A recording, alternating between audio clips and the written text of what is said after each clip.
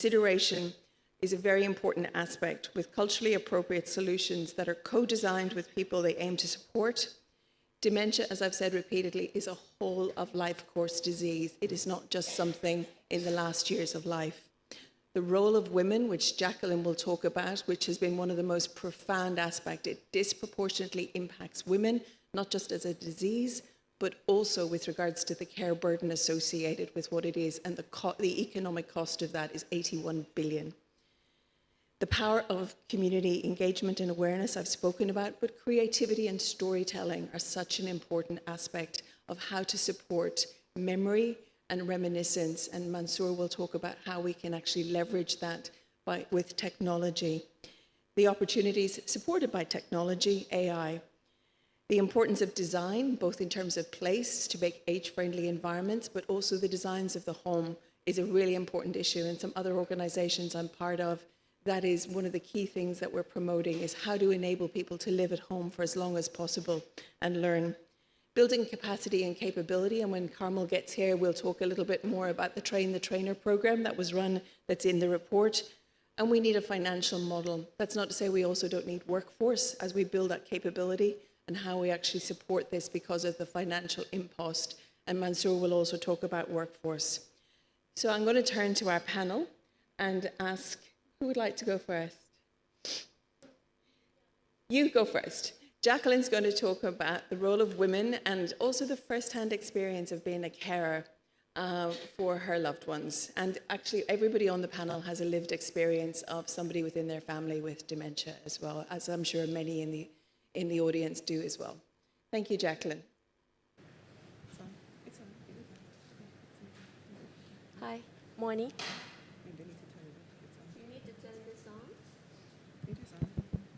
Is it on? Yeah, already.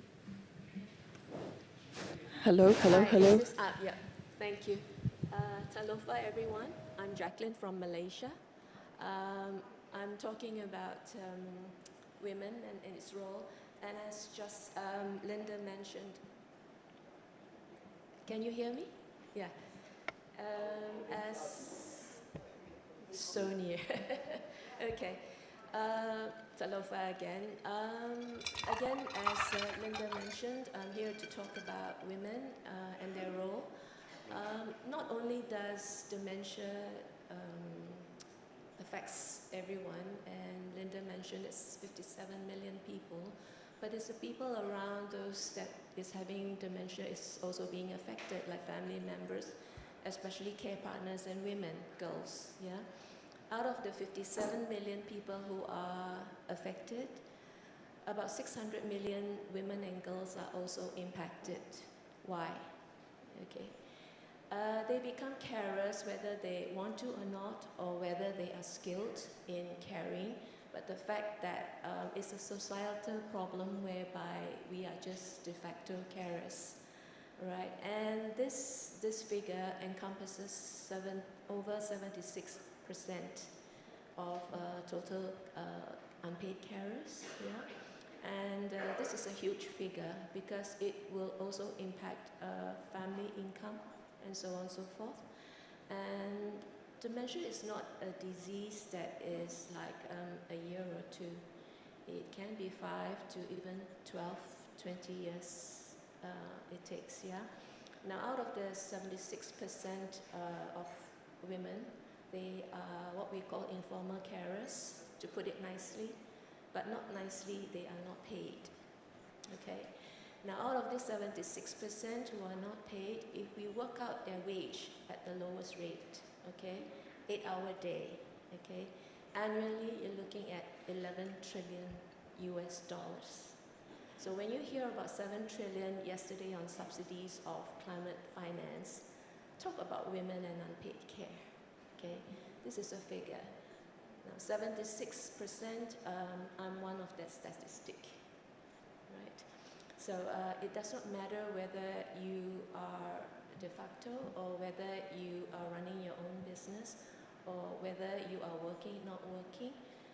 The duty just falls on you, especially in Southeast Asia and perhaps even the Pacific, yeah? Right, and when we look at dementia, there's a lot of misunderstanding about it from the public point of view, because they think that dementia is something that is aging and you do that. But no, it's not a natural process.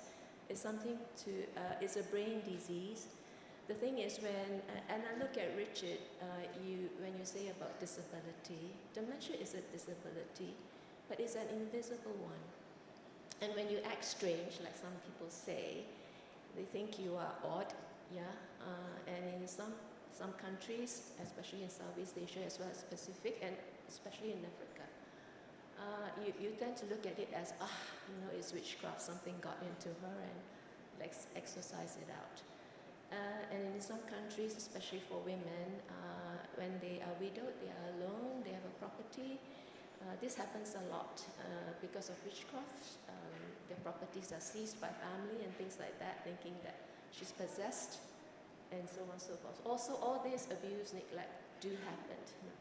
So when we talk about 11 trillion in unpaid work, okay, dementia is just not a disease that is a financial burden to the family, to the country, because there's no real healthcare or social care support from the governments when you hear numbers of national plan that's available.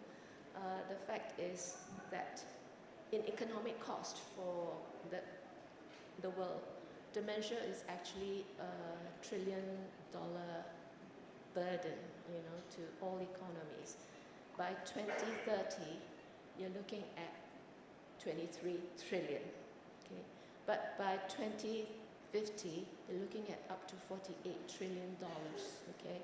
So this is a loss of economy on the country as well, because not only is the person having dementia, can't go to work, having stigma and discrimination, the person caring for him, a care partner, a woman, a girl, is also not being able to be working because they have to care. Yeah? So you're actually taking labor, skilled labor, from a workforce that needs them into caring, where they're not equipped or prepared to care for. Yeah? So there are numbers, and I wouldn't like to work on that because it does sound scary, but I'm optimistic. Yeah? So that's why I'm here today. That's a postcard where we have a QR code, scanned it, read about it. We're happy to answer some questions.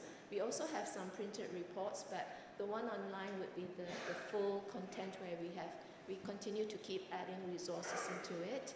Yeah, I just want to say that it does sound scary, but just 3 do you knows that I want to present and ask. Did you know that by 2030 there'll be more people over 60, than children who are under 5? Yes, that's very near, down the road. So when you talk about caring for people with dementia, what about caring for younger children? Now in 2050, not too long ago, we're looking at 1.9 billion people needing care. By 2030, you're looking at 2.3 billion.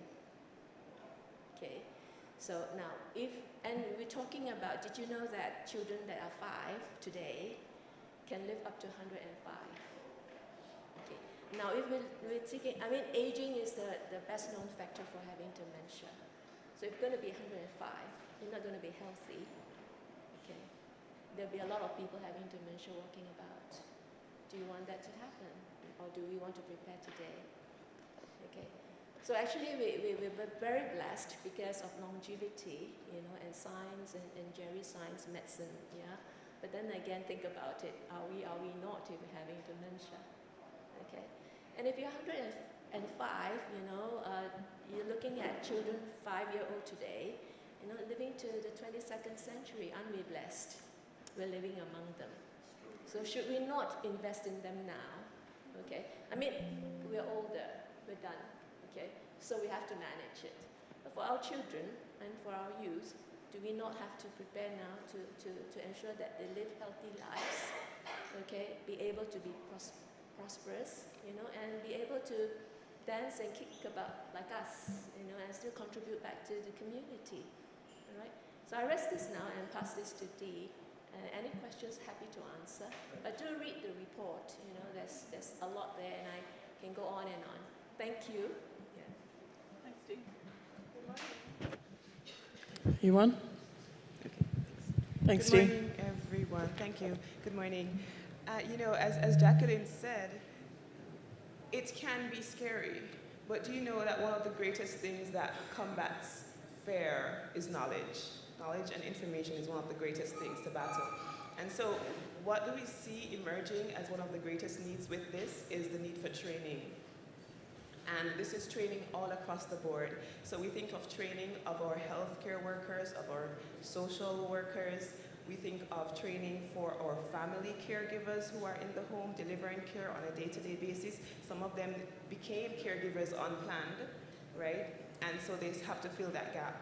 There are also needs in the general population for persons to be sensitized, to be made aware, and so that persons with dementia are not looked on as other than, and they are not looked on, you know, as some weird phenomenon of nature, or even a natural consequence of aging, because it is not a natural consequence of aging.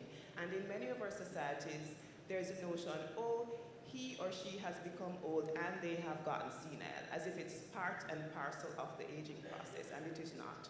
And so just to have people be aware of the fact that dementia is a chronic non-communicable disease.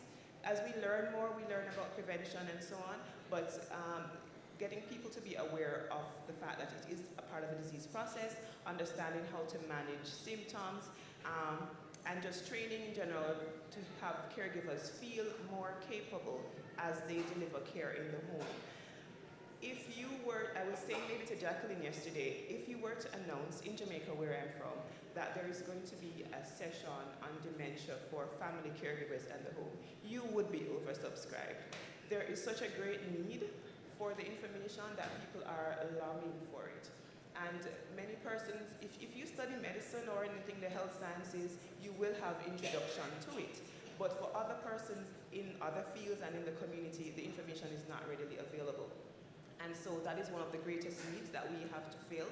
And so academic institutions, NGOs, Common Age is doing a lot of work in that area just to fill that gap. And so you will see some information on that in the report, on the overview in Jamaica, some of the training programs that the University of the West Indies has developed, and some of the short courses that we do to the community, and also what Common Age does and pilots all throughout the Commonwealth. So do take some information from that. And there is a lot of responsibility on the individual, but I think collectively, there is a saying, you know, if something is everybody's business, then it becomes nobody's business. So somebody has to take the coordinating role, and this is where we call upon our governments to prioritize dementia. When it's prioritized, then there will be efforts targeting lots of different areas, including training, including caregiving, including medicines, and, you know, so that is a kind of collective approach that we want to see. Thank you so much. And Carmel, lovely to have you. Are you able to talk a little bit about Train the Trainer, and then we'll come to Mansour with regards to technology and AI. Okay. Good morning, everyone. Can you hear me? Okay. My apologies for being late. I had quite an exciting drive from Mulifuana to get here this morning, trying to cut through the traffic. So I want to give a little bit of information about the African context. My colleagues have shared some of the staggering statistics around dementia. Africa as a continent has the largest aging population. And as Jacqueline said, you know, by 2050, we're going to have 139 million people with dementia. So that has implications on various levels. One of the areas that it's going to affect is the fact that there's going to be that many more people that are in need of care. So in South Africa, or in Africa, an organization called the Association for the Aged in Durban, together with Common Age and in partnership with the Fulbright Specialist Program, came up with the idea that there's a need to train and capacitate the elder care workforce, because we need to have that many people either in the workforce or in the family who are able to understand what dementia is and who are able to provide quality care. In some communities in Africa, there is such a misunderstanding or lack of understanding about what dementia is all about, what the symptoms are. And sadly, research has shown that in some communities, people who live with dementia are considered witches and are actually treated very badly, to the extent that some of them are actually killed because the symptoms that they display are seen to be something that's aligned to witchcraft or that's harmful to the communities. So there is a great need for awareness, which is happening on many levels, but the Train the Trainer program was developed to be able to capacitate the workforce in Africa. So it was opened out to other countries in Africa. We had Botswana and Kenya and South African members of the workforce. So we had social workers, occupational therapists, researchers, residential center administrators, nurses who attended the training.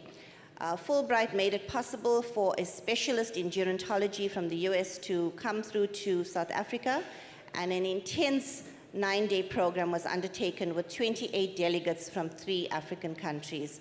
The outcome of this Train the Trainer program is that all those delegates that attended the training are going to go back into their communities and train others that they are working with to understand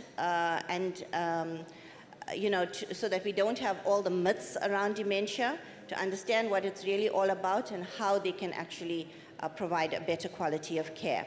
And the great thing about it is that it was collaboration between civil society and government. So government officials also attended the training and are able to then take it deeper into the communities. Thank you so much, Mansoor. Good morning.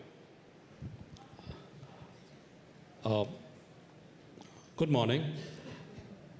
Friends, you just heard astounding numbers about the rise and unfortunate rise of dementia. Have a heart for India. We are 140 million seniors, one country. And dementia is a galloping situation that's happening worldwide. And as Carmel really said, and also voiced by Jacqueline and Dee, at Common Age, we understand the situation, and that's why the rollout of the report. Within that context, having different aspects of how do we break this as a roadmap, as a plan on how do we tackle dementia worldwide, one of the aspects, again, as was touched upon, was workforce. To address the workforce issue, we came up with this plan of Train the Trainer program, as Carmel explained in detail.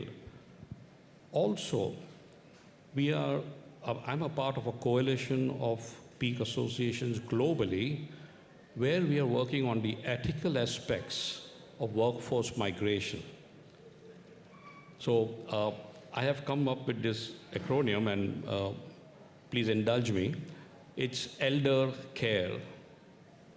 E is educate, L, learn, D, demonstrate, E, earn, and R, return. And I explained to you very briefly.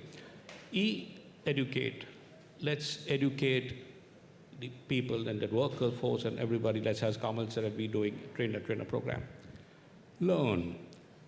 Use that training, the working that we have educated their workers, for the host country. Remember one thing, friends, there are, in this dynamics of the world, there are countries that provide the workforce, there are countries that receive the workforce. Now, in that process, if the country that provides the workforce is left hanging by the workers going away, you have a problem, don't you? And who are we to control the aspirations of the youth? You cannot control the aspirations of the youth. They want to go and earn a better life, and so they have to go. But if we can have a program where they learn, which means they intern in their home countries, so they spend at least 1 or 2 years interning in their countries. So that's the L part of it. D, demonstrate. So whatever you have educated and learned, please demonstrate, so that the receiving country, whose care you're about to go to give, is satisfied that you are up to it, and they don't waste time when they reach there. Now remember that X has already given some time to the home country, demonstrating the readiness to serve in a receiving country. So he goes to earn the E of the elder. And then, because of government interventions about visas and permits and so forth, and with the agreement with the receiving countries association or the community, they return. So they return back to the host countries and give back to the host country, to their origin country, what they have learned, they have already earned. Remember, the families have earned. They have now, they have the disparity between currencies that is prevailing everywhere across the globe is taken advantage of, and then they return back to their country to serve their own country, maybe in a better position with a more career path. So that's the program that we are working on at the moment, elder care, and that's something which, the acronym that pushed across. And that would perhaps help the situation that we are facing about the workforce. Hinging on the same subject of workforce is we need to leapfrog very quickly into technology and use AI to take care of, certain therapeutic solace. Remember, friends, there is no direct cure, you know that. For Alzheimer's, there is no direct medical cure for Alzheimer's, it's only therapeutic solace. So there is an opportunity for us at this point of time to leapfrog and use technology and AI to take care of the therapeutic solace for Alzheimer's, reducing the burden of the caregiver. Linda mentioned that we all are, in some way or the other, Alzheimer has hit home. For me, it has hit home in case of my mother, father, and my grandmother. And we are the principal caregivers. And on learnings of that, I have written an article in the report, and please do read the report by scanning the QR code, which mentions how under reminiscence therapy for Alzheimer's, there is an app that I am personally creating on a mobile tech app for therapeutic solace under reminiscence therapy for Alzheimer's. So there are methods now, and it's coming out very fast. It's growing extremely fast. The use of AI in Alzheimer care is growing very fast. I was just recently in San Francisco last week, and I met a couple of startups who are doing just that, embedding technology, AI, ChatGPT for Alzheimer care. It's happening. It's happening as we speak. So all these are pushes in different directions to see and how we can tackle what we feel, what I feel is a tsunami that's going to come. Linda? Thank you so much. Before I go to questions, thank you everybody for sharing your insights. Guys, could you put up the QR code slide and the report slide so that if people are able to get that? Max? The second slide, which will give, if people don't have a postcard. I know there are some questions from people in the audience that have spoken to us, and I'm going to open it up to questions. I do have one question I'd like to ask, and I'd also like to acknowledge Dame Professor Carol Black, who's in the audience, who wrote the foreword for the report, and we're delighted that she is with us as the Secretary General's Special Envoy for Healthy Aging, and the intersectionality with regards to dementia and healthy aging cannot be underestimated, and we're delighted with your appointment, and we look forward to working with you, Dame Carol. I'd like to ask Richard a question, but I'd like to preface it for a second. Emily Ong, who's an advocate with regards to dementia and who features very heavily in the printed copy of the report, spoke about the fact that it's so important for us to act and to advocate with regards to where we need to go. A direct quote from her and from the actual report is, "A world in which dementia is reduced and people live with dementia and their carers live well and receive the care and support they need to fulfill their potential with dignity, respect, autonomy, and equality.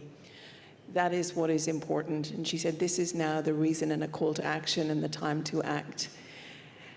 Richard, from your experience, and in our brief conversation yesterday, we were talking, and you shared the intersectionality with regards to dementia and disability, and Jacqueline's already talked about the fact that this is a silent disability.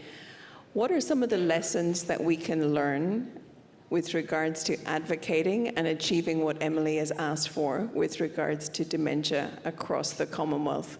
And what are some of the pitfalls that we should avoid? You've got 2 minutes. On? Yes, you're on. Thank you. Yeah, from the point of view of the disabled people's movement, most of the things that you've talked about are things that are familiar to us, that we've been fighting for decades. We do have an international human rights treaty, the UN Convention on the Rights of Persons with Disability, which covers everybody with dementia. So you are already all disabled people as soon as you're diagnosed with dementia. And I would suggest that rather than dealing with it as a single issue, you should find common cause with all of us who are fighting for equal rights for disabled people. Perhaps the reason why there's so much shock from people who get dementia is they were not part of the disabled population before. And therefore, all the stigma and the prejudice towards difference comes into the person in terms of valuing their self-worth, a process that those of us who've had impairments since birth or developed earlier on have had to go through. But there's no common cause with that. We've been fighting hard in the Commonwealth for that to be taken up. They're not interested. An example, 5 of the disabled people at the Women's Conference yesterday were left out of the photo. Why? Because they hadn't thought about people with mobility aids being in the photo. This is just not acceptable from the Commonwealth to behave in this way. You know, that 55 of our 56 member countries have signed the UN Convention on the Rights of Persons with Disabilities, but the Secretariat don't think it applies to them. Of course it applies to them. So there is really a big shift that has to take place in the Commonwealth to include your campaigns, but all of our campaigns. So how is dementia so different to people who have stroke, which comes with age, or Parkinson's? There's a whole range of impairments, maybe hundreds, which affect people as they get older. We know around the world that by the time you're 80, 80% of people are disabled. I'll say that again. By the time you're 80, 80% of people are disabled. Right? So this is linked to age because obviously our mechanisms deteriorate and there are very few people who are going to survive to 100 without some sort of significant impairment. Most people deal with it. Deafness is very much something to do with age. What I would suggest is that we need to find some common cause. We need to recognise that the UN and the world have recognised that disability is a part of life, it's not something separate, and we therefore need to include it in everything we're doing, making adjustments and so on. Be happy to enter into much more dialogue with you, but I would suggest those might be some starting points. Thank you. Thank you, Richard. That's very helpful. Dame Carol, would you like to make a comment? As somebody who wrote the foreword for our report, it would be lovely to... I just really want to echo what Richard has just said. This is part of being disabled. And the sooner we all get together to see it as a single thing that you maybe are going to push for, I think there's value in numbers, if you like, in being together to do this. Because often I looked after a rare disease in my professional life. It's very hard if you're a smaller voice to get things to happen.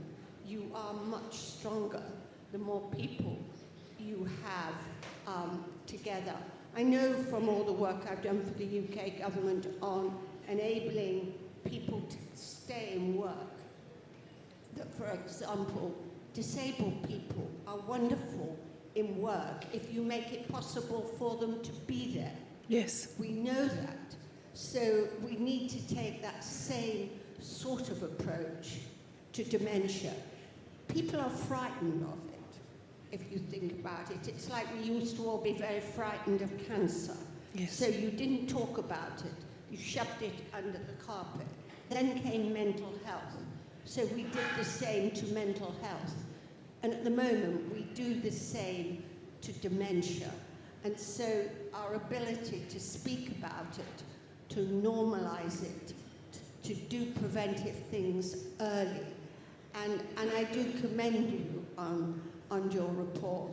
But I think it's now important to link that up. And if you like, fight the good fight.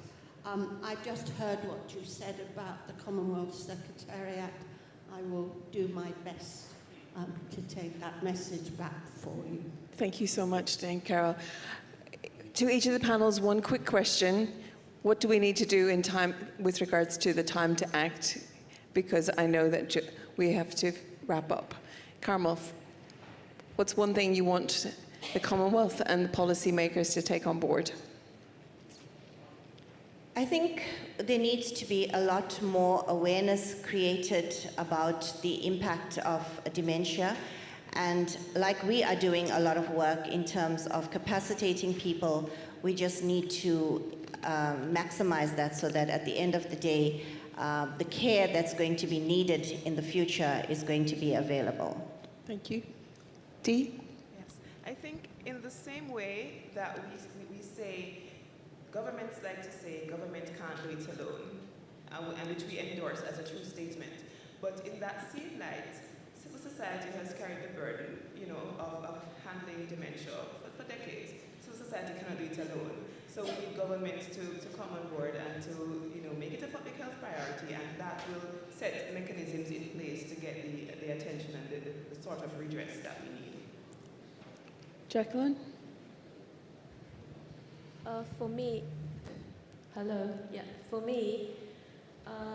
been a carer and having 2 girls and going to have a grandchild, I would look at it this way. Prevention is better than cure. We can't wait for the governments. We ourselves in the community have to help ourselves. Yeah? So prevention is better than cure is key. Okay, so we have to live a healthy lifestyle.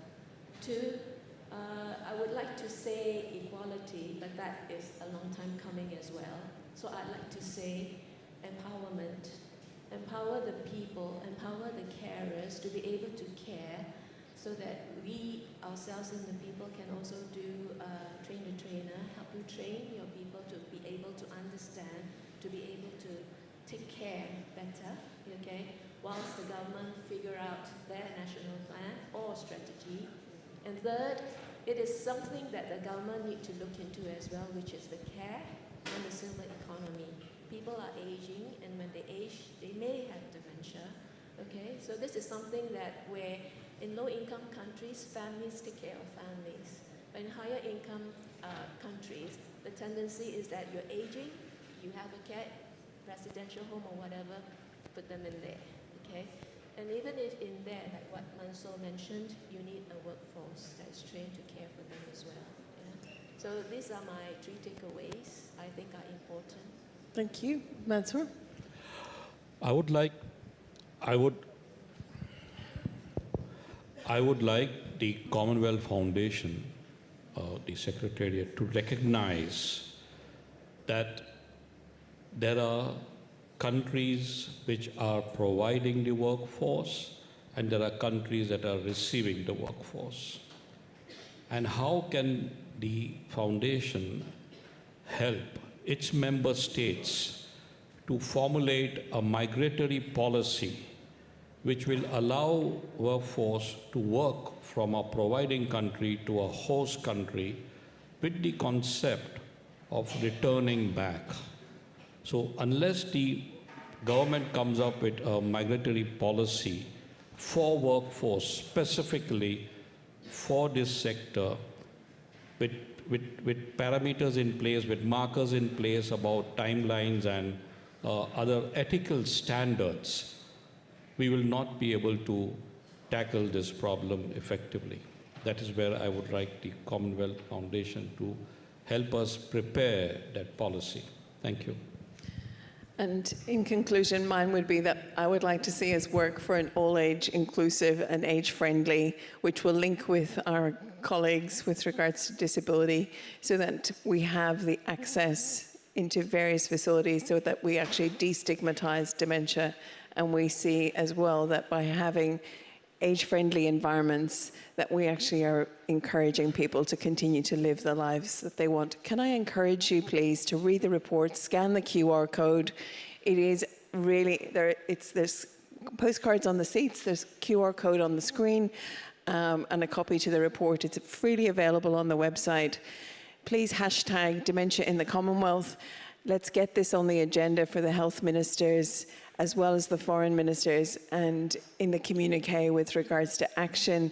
This is a collective responsibility, and we look forward to partnering with colleagues and with others to make this a lived reality that is a better future, as Emily has said in her report.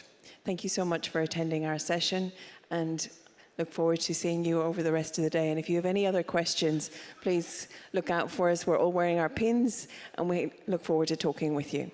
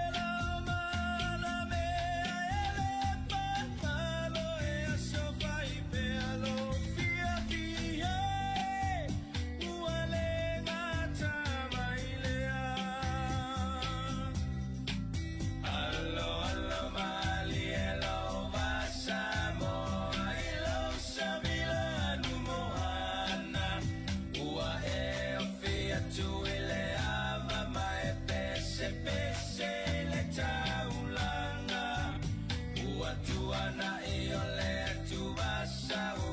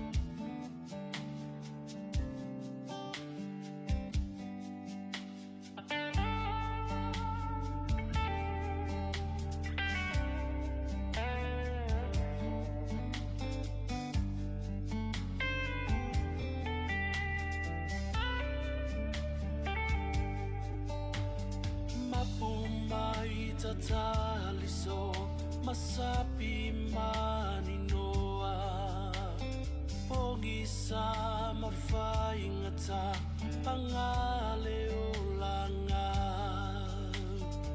ave ceremony ma ave fe aui ma fau no fo maia o elo ua utaso ele po atoa avanoa olo a aita malolo ai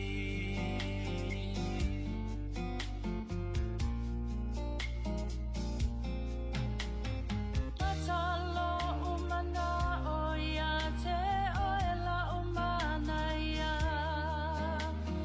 tawa fia fimo o e ma utapu e ma fau fau ave a fea ngai na si a fai ma taula inga fusi mai o kisi atu faa o au tamanatu avano lo a ai tamalolo ai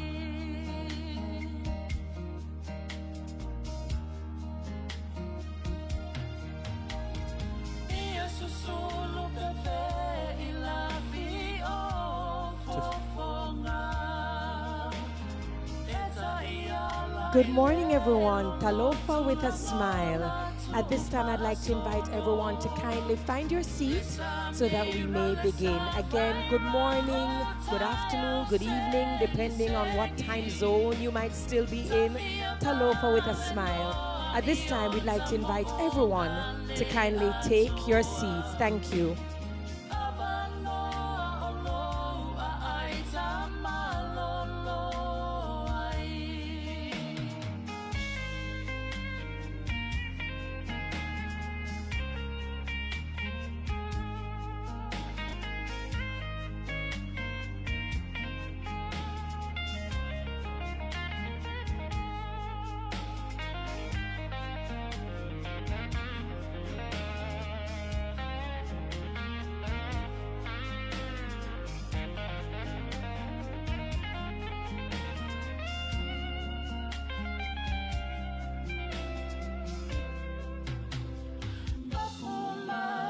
Taliso masapi maninoa pogisa mafaingata panale olanga ade ceremony ma ave fe aui ma fau no fo maia o elo uanta so alepo atoa avano olo a aita malolo ai no fo maia o elo uanta so alepo atoa avano olo a aita malolo avano lo a aita malolo ai avano tamalolo ai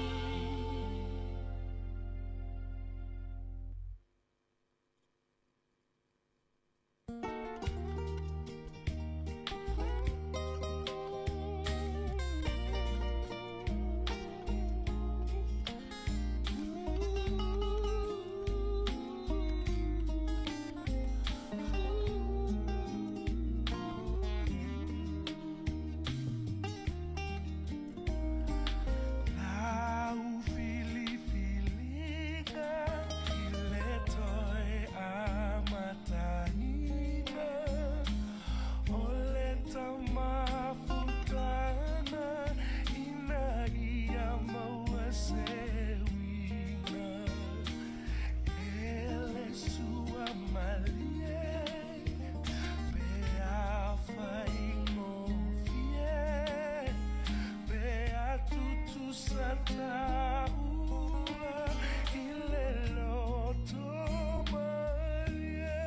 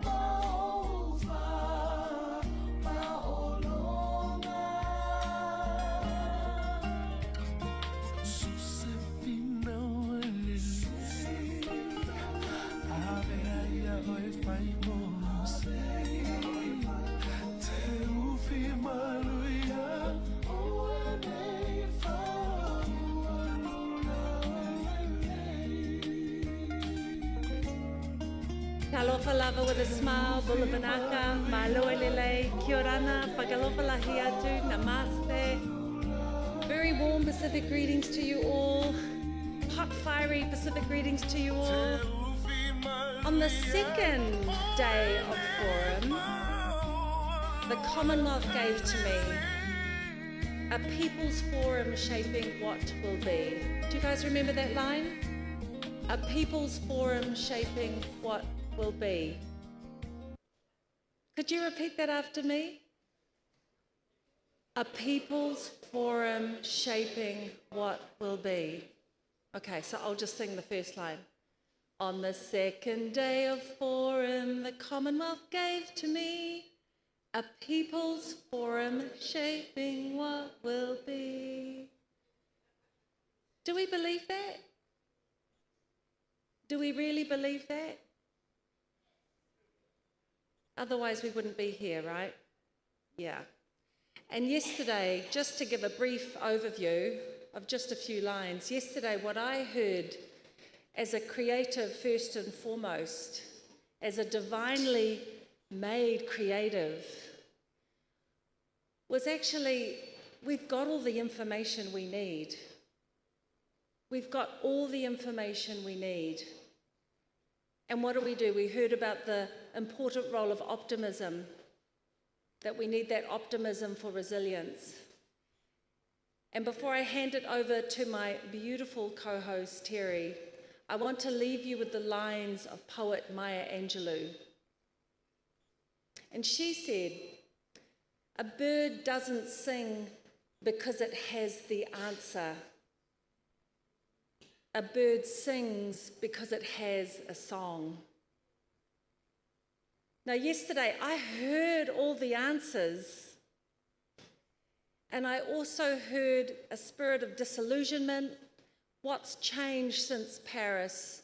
What's changed since COP2, whatever?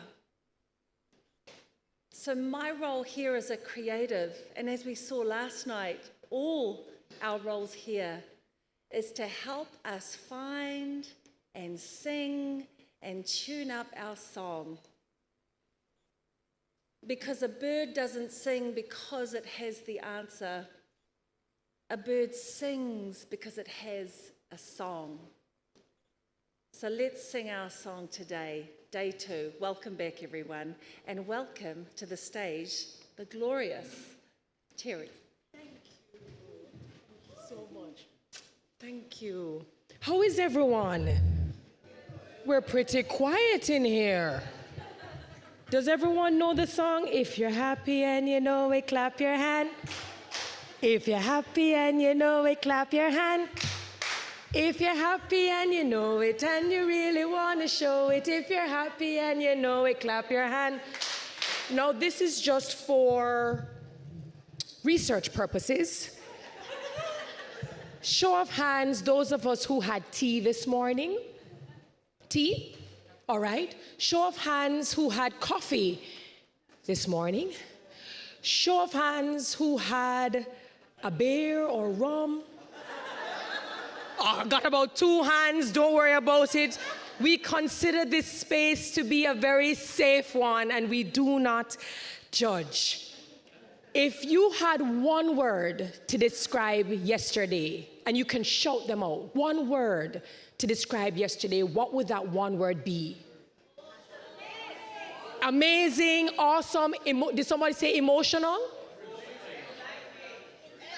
Exciting, insightful, informative, engaging. Any more words? Fun. You know how good it is to hear that sessions talking about the hardest topics in the world. You choose the word fun, it means Selena and I, they all owe us drinks later on. Now, ladies and gentlemen, thank you so very much for being here. We thank you so very much for the compliments and the positive feedback. And many of you said that yesterday was just over the moon, which means no pressure for Selena and I today. I just want to remind you, for those of you who have your booklets, if you turn on the back, you will see a QR code. You can scan that code and you can get a good idea of what your program looks like for the rest of the day. Lastly, we want to remind you that the Your Climate photography exhibition, on the outside, it closes off at about 2:30 today. So if you haven't had the opportunity to cast your vote, please go ahead and do so. Just before we dive in, I heard Selena speaking just about a takeaway from yesterday. And I consider myself an outsider, and my one word is enlightenment, because I learned a lot from you. We spoke about a lot of hard things, but here are soft things that stood out to me. Number one, shut up and listen. That stood out to me, and even though a panelist was speaking to the government, the leaders, to shut up and listen, I believe that we could learn something from that as well by being able to listen actively to other members and other groups. Do we agree? Do we agree? Optimism was something fantastic. Do we complain that rose bushes have thorns, or do we rejoice that thorns have roses? It depends on how you look at it. Something else that stood out to me was inferiorization. We heard that word. That even as we go about our business, we try not to inferiorize other communities. So let us jump into day 2. Our very first session is titled, Putting People First, Health Justice for Those Most in Need. Our esteemed moderator, Dr. Justin Coonin, is a member of the UHC Movement's Political Advisory Panel and former co-chair of UHC 2030. He serves on WHO expert panels on health preparedness, HIV, viral hepatitis, and STIs. Nationally, he is president of ACON, Australia's largest organization supporting HIV prevention and the health of gender-diverse communities. We welcome our moderator, and we welcome this session, Putting People First, Health Justice for Those Most in Need. Please make him welcome.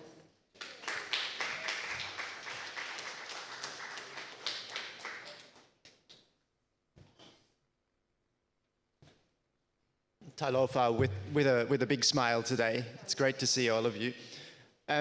So I'm from Australia, as you've heard, and in Australia, as my friend and colleague Steph Harvey did yesterday, it's customary for us to acknowledge the traditional owners, the Indigenous people in the lands wherever we meet, both in Australia but also here. So I want to pay my respects to Indigenous people all over the world and recognize that the wisdom that they have for us, which is so important in these times. I've seen all the wonderful Samoan fabric. Well, I brought my Australian fabric. This is from the centre of Australia.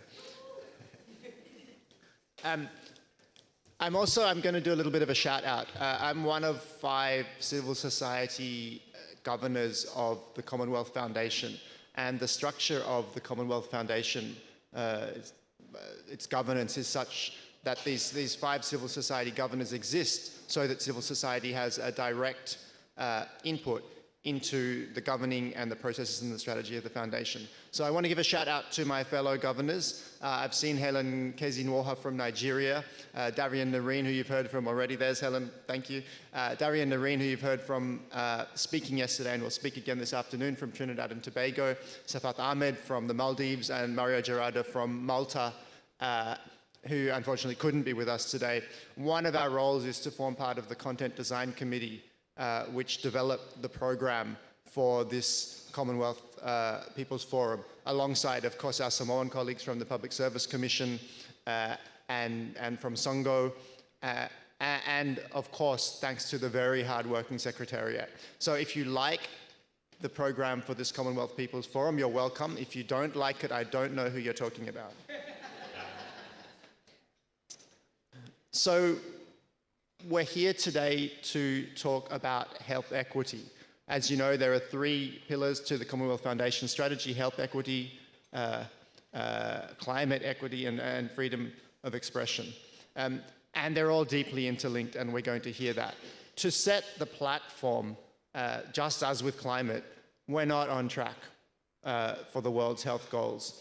The latest data from WHO and the World Bank told us that a full 4.5 billion people, more than half the world's population, do not have access to essential health services. And 2 billion people are pushed into catastrophic health expenditure to pay for health services.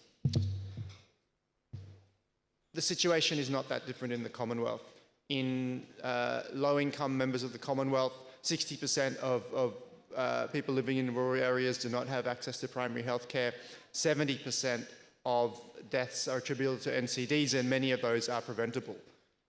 We all know some version of the problems, but the question, as so many people have said already, and it's really important, is what are we going to do about it? It's no use us all turning up to complain. It's no use us just talking about it, but what are we actually going to do? And so that's what this session is hopefully about, how we translate intention into action. So with that, let me invite up our esteemed panel. I'll do them one by one. I feel like these biographies do not do any justice to how wonderful these people are. I've had the opportunity to meet all of them over the past few days, but you'll hear from them directly. So our first panelist is Abi Bego. She's founder and program director of Lake Health and Wellbeing, an NGO in St. Kitts and Nevis. She has over 15 years experience leading projects on non-communicable diseases and women's health. She develops public health interventions, advocates for policy change, and builds alliances to combat NCDs. Please welcome Abi. Our next panelist is, and we're very pleased to have, a Samoan local, Fatino Tumapu, who's a disability rights advocate here in Samoa and a regional leader in implementing the Convention on the Rights of People with Disabilities. She serves on the Commonwealth Disabled People Forum Executive Committee and leads advocacy as office manager for Nuanua Oleo Alofa, supporting Samoa's disability associations. Please welcome Fatino.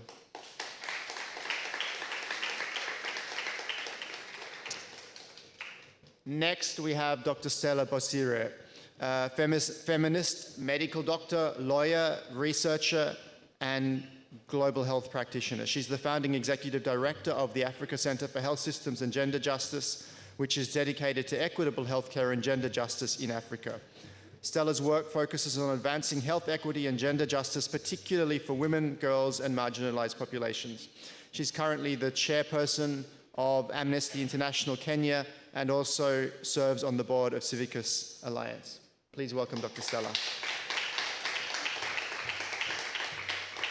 And finally, someone we've met already, but welcome back, Sir Colin Tukuitonga, new and born New Zealand doctor, public health expert, and equity advocate.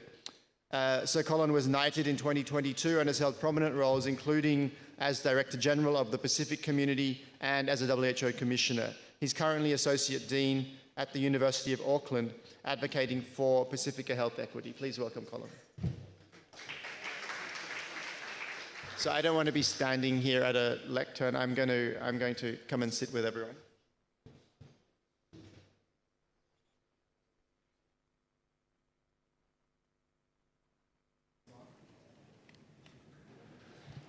Is this on? Good. So to start us off, I'm going to ask all of the panelists the same question, and then we'll delve into some specifics. But to get us moving, and I'll start with you, Abi, how would you define health justice in the context of the Commonwealth and its diverse populations? Alrighty, well, good morning, everyone. It's such a pleasure to be here today. So I want to thank the Commonwealth Foundation for the opportunity to be on this panel. Also thank the Samoan people as well for the very warm welcome. So in terms of health justice, I think we all can appreciate what this is. It is the ensuring that everybody has equitable access to health care, health resources, health information, the ability to participate in healthy behaviors, and opportunities to achieve good health, regardless of your age, your gender, your disability, your social and economic or geographical background. And I think in the context of the Commonwealth, we have to think of health justice as restorative health justice. We have to think about how can we address the historic and systemic root causes of health inequalities and ensure really that we can decolonize our health systems and make them fit for purpose for the persons that live in the Commonwealth. And we also need to ensure that we can restore and repair and heal our people. But from an NGO perspective, we have to stand up when we see health inequalities and address these. We have to advocate for policies that protect our people. We have to advocate for policies that protect our shores from the importation of unhealthy commodities. So from that point of view, that is how I see health justice. Amazing. Same question for Tino. What does health justice mean to you?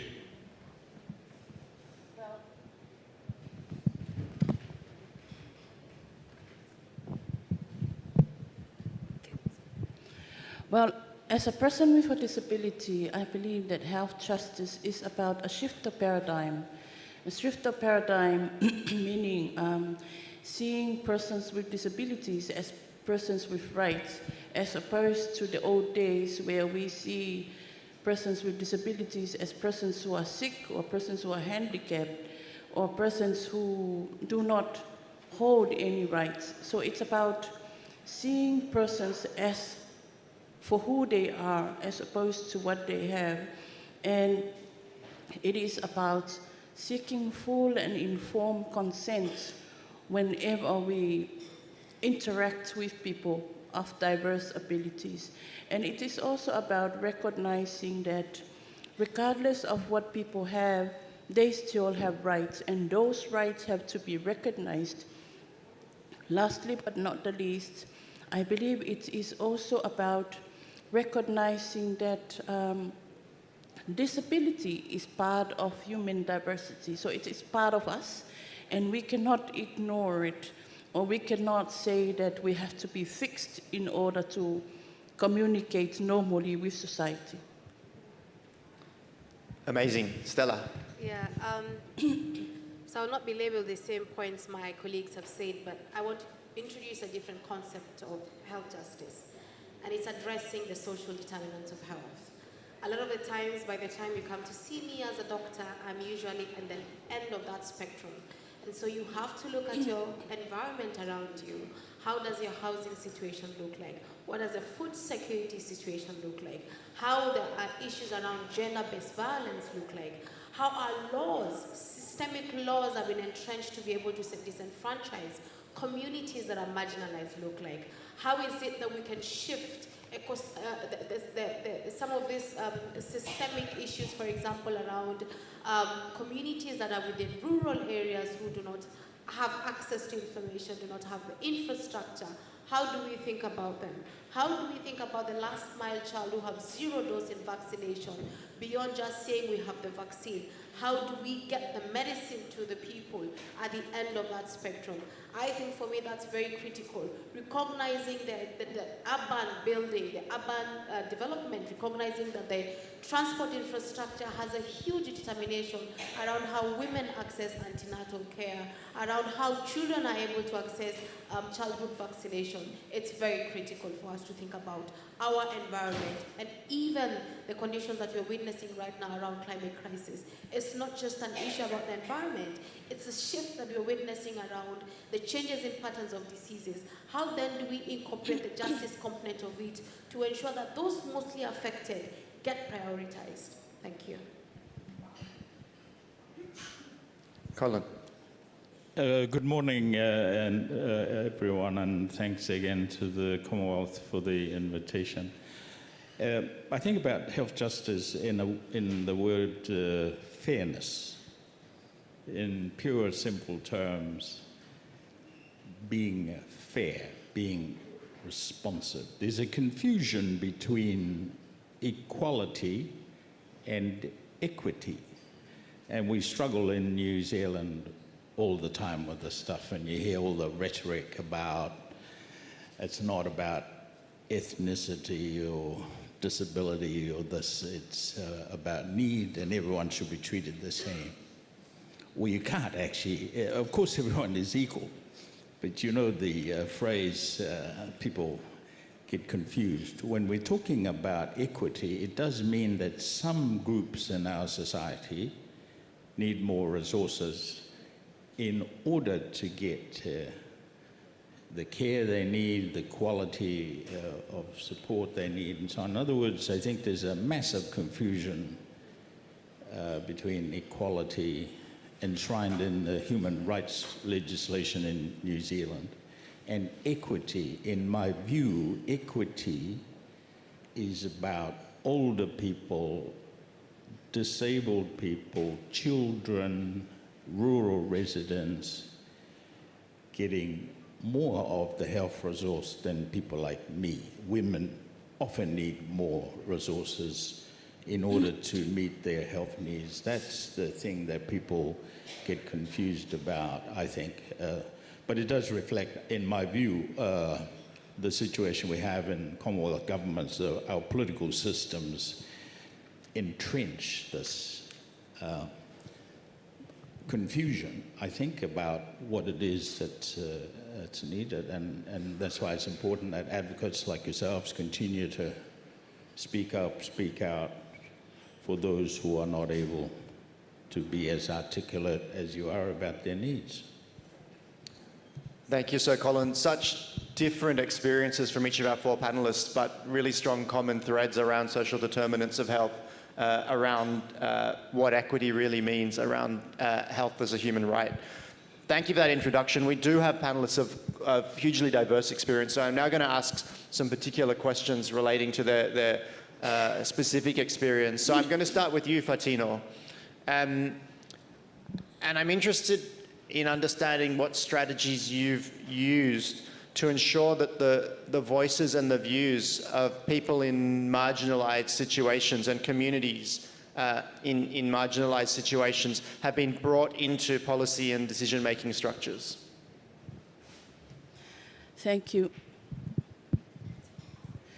Thank you. Well, before I respond to your question, I have to say that the beauty of being an advocate is that you have plenty of opportunities, and if you fail the back door, and I mean the front door, you go through the back door. If you fail the back door, you go through the side doors.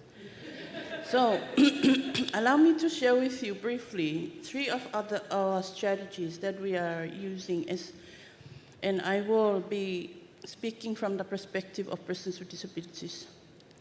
NOLA, which is the lead advocacy organization of persons with disabilities, is mandated to advocate for the rights of persons with disabilities and opportunities for inclusion. So to do that, we as an organization do multiple level awareness on the barriers to participation by various persons with disabilities, the added value of being there as part of conversations,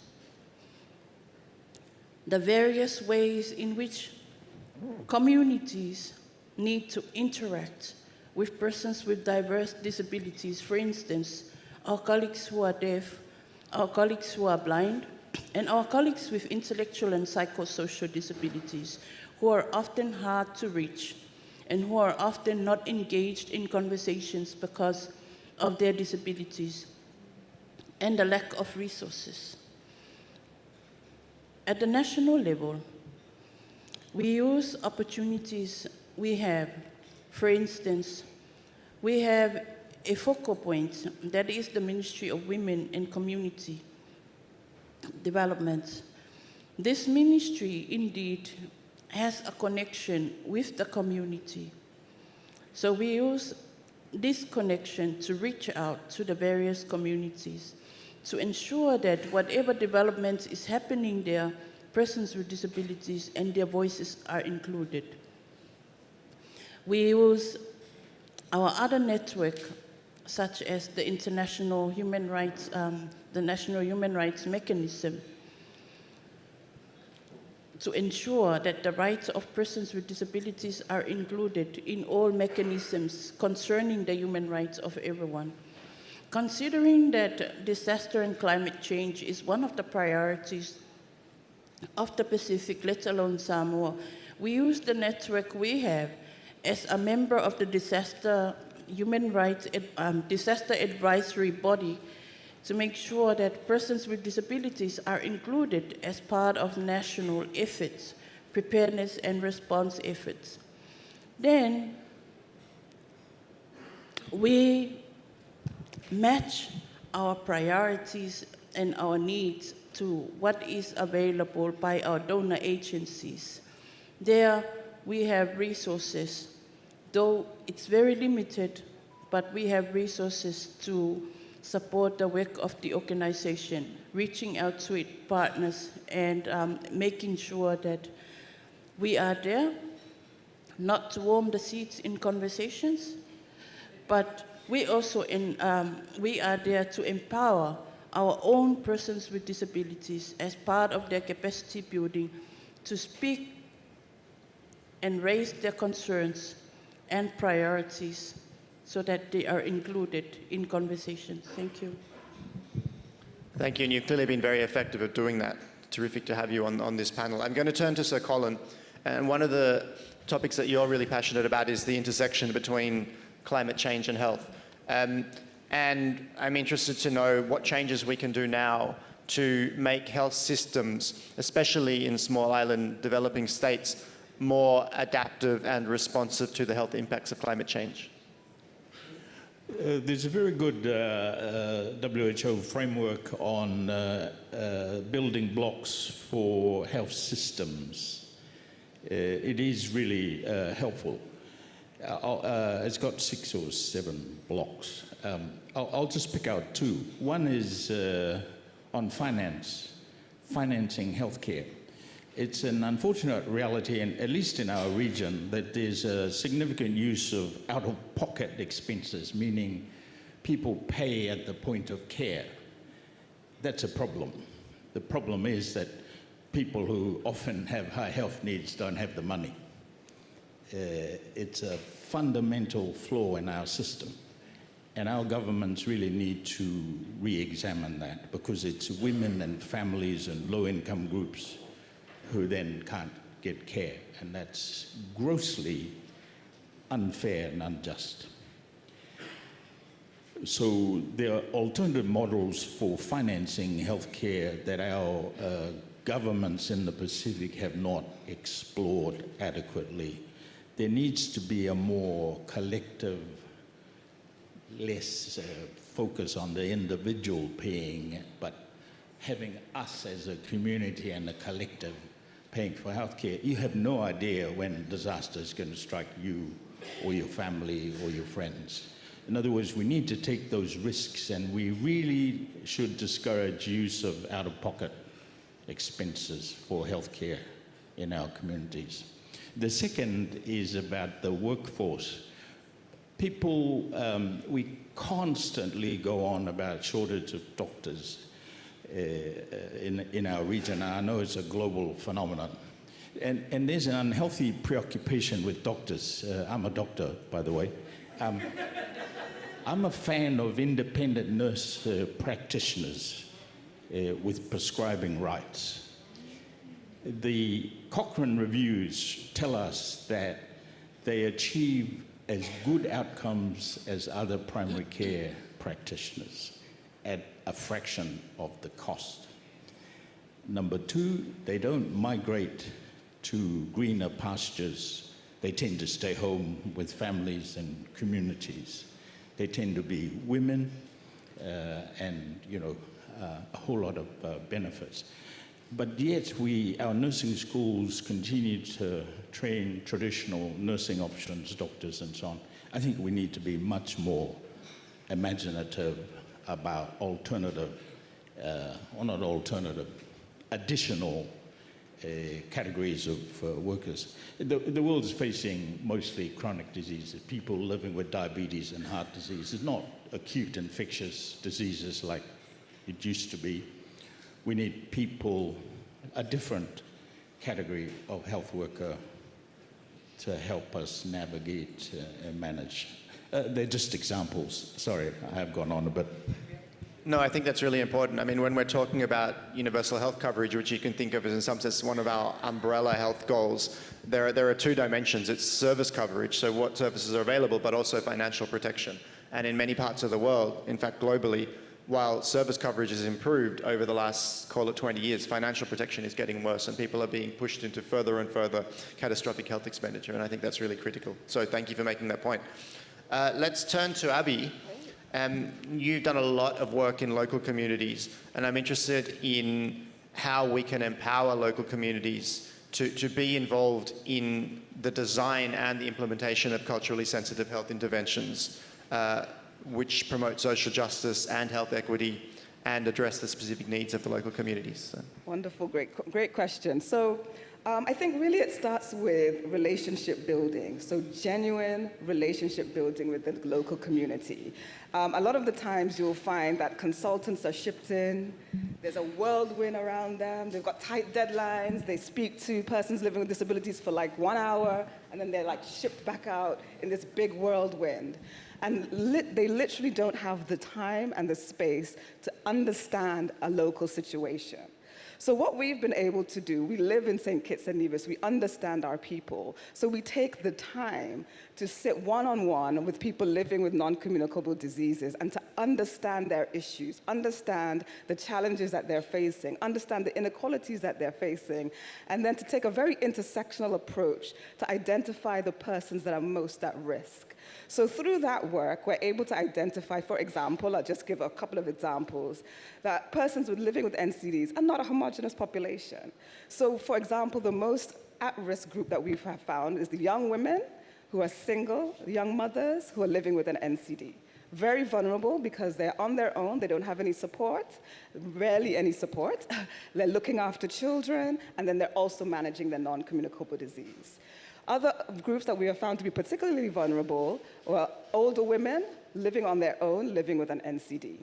We also have found that women who are living with chronic reproductive conditions, so fibroids, endometriosis, PCOS, tend to get marginalized, trivialized, ignored, all of the issues. And so they are also a vulnerable group.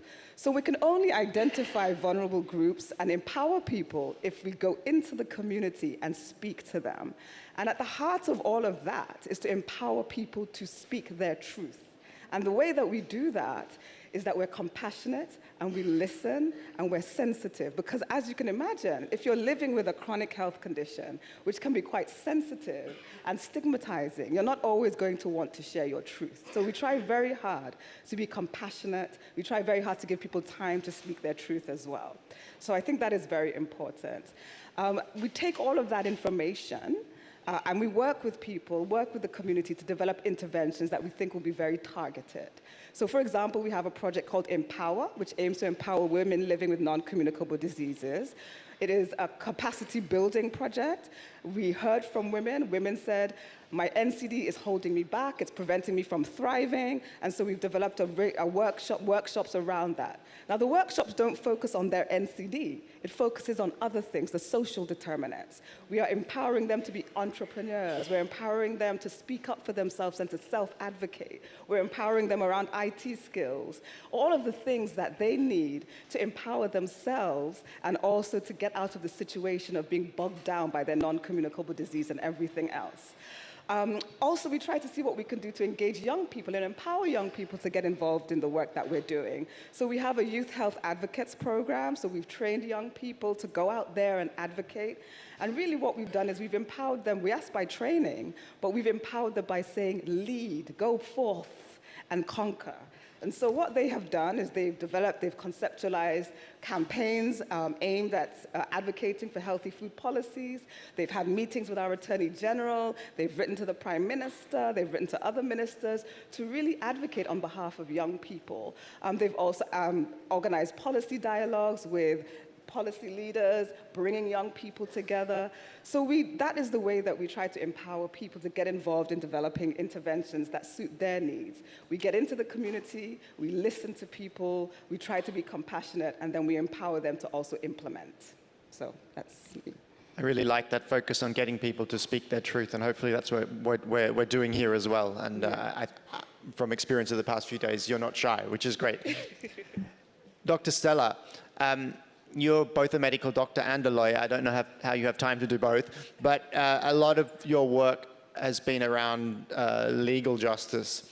And I'd like to know, in the context of the Africa region, how existing legal frameworks hinder or help efforts to achieve health justice, and how can we surmount both the legal but also the cultural barriers to equitable healthcare? Let me begin by saying, let me start with the positive, that the Commonwealth countries have really made some stride in terms of developing protection mechanisms embedded within legal systems, within their constitution, progressive constitutions like the Constitution of Kenya, the Constitution of South Africa, that are really, have really made a lot of strides. However, there are two components of laws. So there's the existence of a statute that is supposed to be protective, that is supposed to hold accountable, either from a duty bearer perspective, who mostly are the states, and the right holders, who are supposed to be the demanders of the rights. And so when you look at it, there's a disconnect, because it's one thing to have a law, it's another thing to be able to implement a law. I'll give you an example. I think half of the Commonwealth countries have legislations against gender-based violence. And that's a very progressive law, right? But until now, if you look at our statistics around gender-based violence, they're horrendous, right? If it's coming to physical violence, rape, defilement of children, we still have some of the most horrendous numbers. What does it say? It says that there has to be a shift around how do communities then start looking at these laws of protective mechanisms where they can access justice, but also there are preventive ways in which they can use the existing laws. The other laws that have really been constraining or have really been dragging is the laws around freedom of expression, around sexual and gender minority persons. Our Commonwealth, and this is a fact, is that we are still lagging behind. Most of our sovereign states still have criminalizing laws, which are laws that we inherited from the colonial masters. And so it's very interesting to see that when you look at it from a colonial perspective, is that those countries that colonized us have gone ahead to actually have more progressive laws, but we've been stuck. And they're being stuck at that particular point, particularly around penal code provisions in Uganda, in Nigeria, in Kenya. Ghana right now, there's a bill in court, and they actually criminalize same-sex relationship with punitive laws that attract life sentence. And so that's very problematic. The other day, we went into a campaign in the whole continent against the repealing of the FGM law in Gambia. Why would a whole parliament sit and state that we have to repeal this protective law that is supposed to safeguard our children? As a medical practitioner, the horrendous experiences I've had with women who've gone through FGMs during delivery and the complications to a point of death or lifetime disability is something that we don't talk about. And so to see how our systems, our legislative systems and our policymakers are becoming now a barrier to the progression that we're seeing, despite the fact that most of our Commonwealth states have signed into international conventions like the Universal Declaration of Human Rights, the Convention of Elimination of Discrimination Against Women, among other statutes, including the CRPD around the Convention of Protection of People with Disability. We have to be able to stand back and say we cannot be the Commonwealth nations that are regressing and not progressing.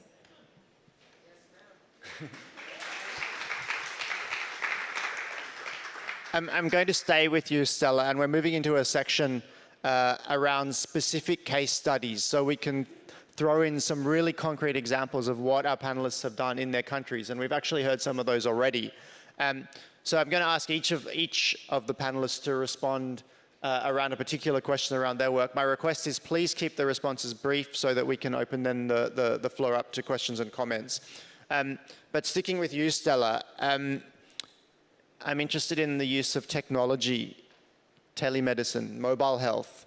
How can we leverage those technologies to improve access to healthcare, especially for women and especially in remote and underserved areas? So something relating to the work that you've done in your own country. I think it's a fact, and it's a WHO fact, that it will take 50 to 100 years for all countries, particularly in low and middle income countries, to actually meet the need of a human resource for health. And so that means that we must become innovative and rethink ways in which we can actually make healthcare accessible instead of technology. So I'll give you 3 examples from my organization that we've done. During the floods that have ravaged through Kenya recently, what we did, we used the USSD on the mobile phone that did not require internet to be able to remind women where they could actually access their contraceptions or the next point of vaccination for their children. A very simple, very low cost effective. And also build on that around referral for those who are pregnant, because there was a lot of displacement. The infrastructure that existed within those areas were also disrupted. And so finding means and ways of making that possible. The other model that we've also used, is an innovative model, is using women networks around table banking, what we call in Kenya and Uganda, chama. And so the issue around healthcare financing continues to be an issue that constrains our economy, you know. And so finding means and ways of helping women to have skills, entrepreneurial skills, but also to find ways of investing and saving part of that money using mobile phones, you know. M-Shari in Kenya, for example, using M-Pesa. And they save there to certain amounts that they can now be able to purchase care through social health insurance. Because if you tell them you have to pay, for example, $60 in a blank at a go, that's a lot of money. But if you give them means and ways that they can actually save within a prolonged period of time, and then what you do is you brokerage with the social health insurance or the private insurers, then it becomes very easy for them to purchase healthcare. Until we are able to address the out-of-pocket expenditure, as Collins has said, which in our states, most of our states, is about 20 to 30%. And that is catastrophic, because what it does, it already sends our people who are already living in poverty further into detrimental poverty. Thank you. Thank you very much. So Colin, so we heard yesterday from Darian that his grandmother's remedy did much better for COVID than all the pharmaceuticals that he was being plied with. One of your other interests is the relationship between traditional practices and Western medicine, and I'm interested in your thoughts and your practice in terms of how we can integrate indigenous ways of healing with Western medicine. Yeah, we had this discussion yesterday. I want to make 2 comments. One is, I'm not sure about the wisdom of this relentless drive to incorporate traditional medical health practices into conventional health service delivery. People seeking healthcare is a very personal experience, and they will go and find healthcare from whomsoever they feel comfortable with. And sometimes that's the traditional healers in the community. And as I say, why would we want to incorporate traditional practices into conventional service delivery models and make judgments about effectiveness based on conventional delivery models? In other words, I would just ask people to think again about whether we should be doing that. There's also a perception that if you go to seek traditional healing, it's a risky undertaking. I would just remind people that if you seek healthcare from a conventional doctor or healthcare practitioner in a conventional sense, you have 10% probability that something bad's going to happen to you. So I would just, I don't have an answer, Justin. I just ask people to reflect about what it is we're trying to do here. People will go and seek care from the village or community practitioner for their own reasons. We need to learn to work with those, regardless of whether we agree with it or not. So, sorry, to come back to the question, I don't have an answer. I'm just saying, let's think again about why we would do that and what's the purpose. Easy enough, of course, to incorporate in as part of the entire system, but it's really about what the overall purpose of doing that is, because you can, but let's not make judgments about the value of one set of practices based on the majority view. Sorry, that's probably not the answer you were looking for. No, I think testing our assumptions is the best thing that we can possibly do here. So thank you. Please keep it coming. Fatino, you've obviously spent a lot of time working on health systems which are inclusive of people with disabilities and sensitive to the needs of people with disabilities. What do you think we need to do to create a health system that truly meets the needs of people living with disabilities? Are there some absolute musts that countries really need to do? Well, from the perspective of an advocate for persons with disabilities, I believe the first thing to do is to match the huge disconnect between what's written on paper and what's available in terms of resources. The International Convention on the Rights of Persons with Disabilities, which has been signed or ratified already by most of the Commonwealth countries, Article 25 stipulates a lot of measures that governments need to do and community, from removing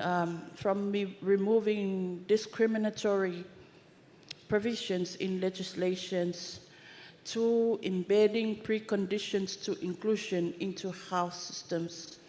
When I say preconditions to inclusion, I am actually referring to things like assistive devices, because quality healthcare systems is not going to be complete without the provision of assistive devices, rehabilitation programs for those who are in need, as well as training of health professions in the area of disability.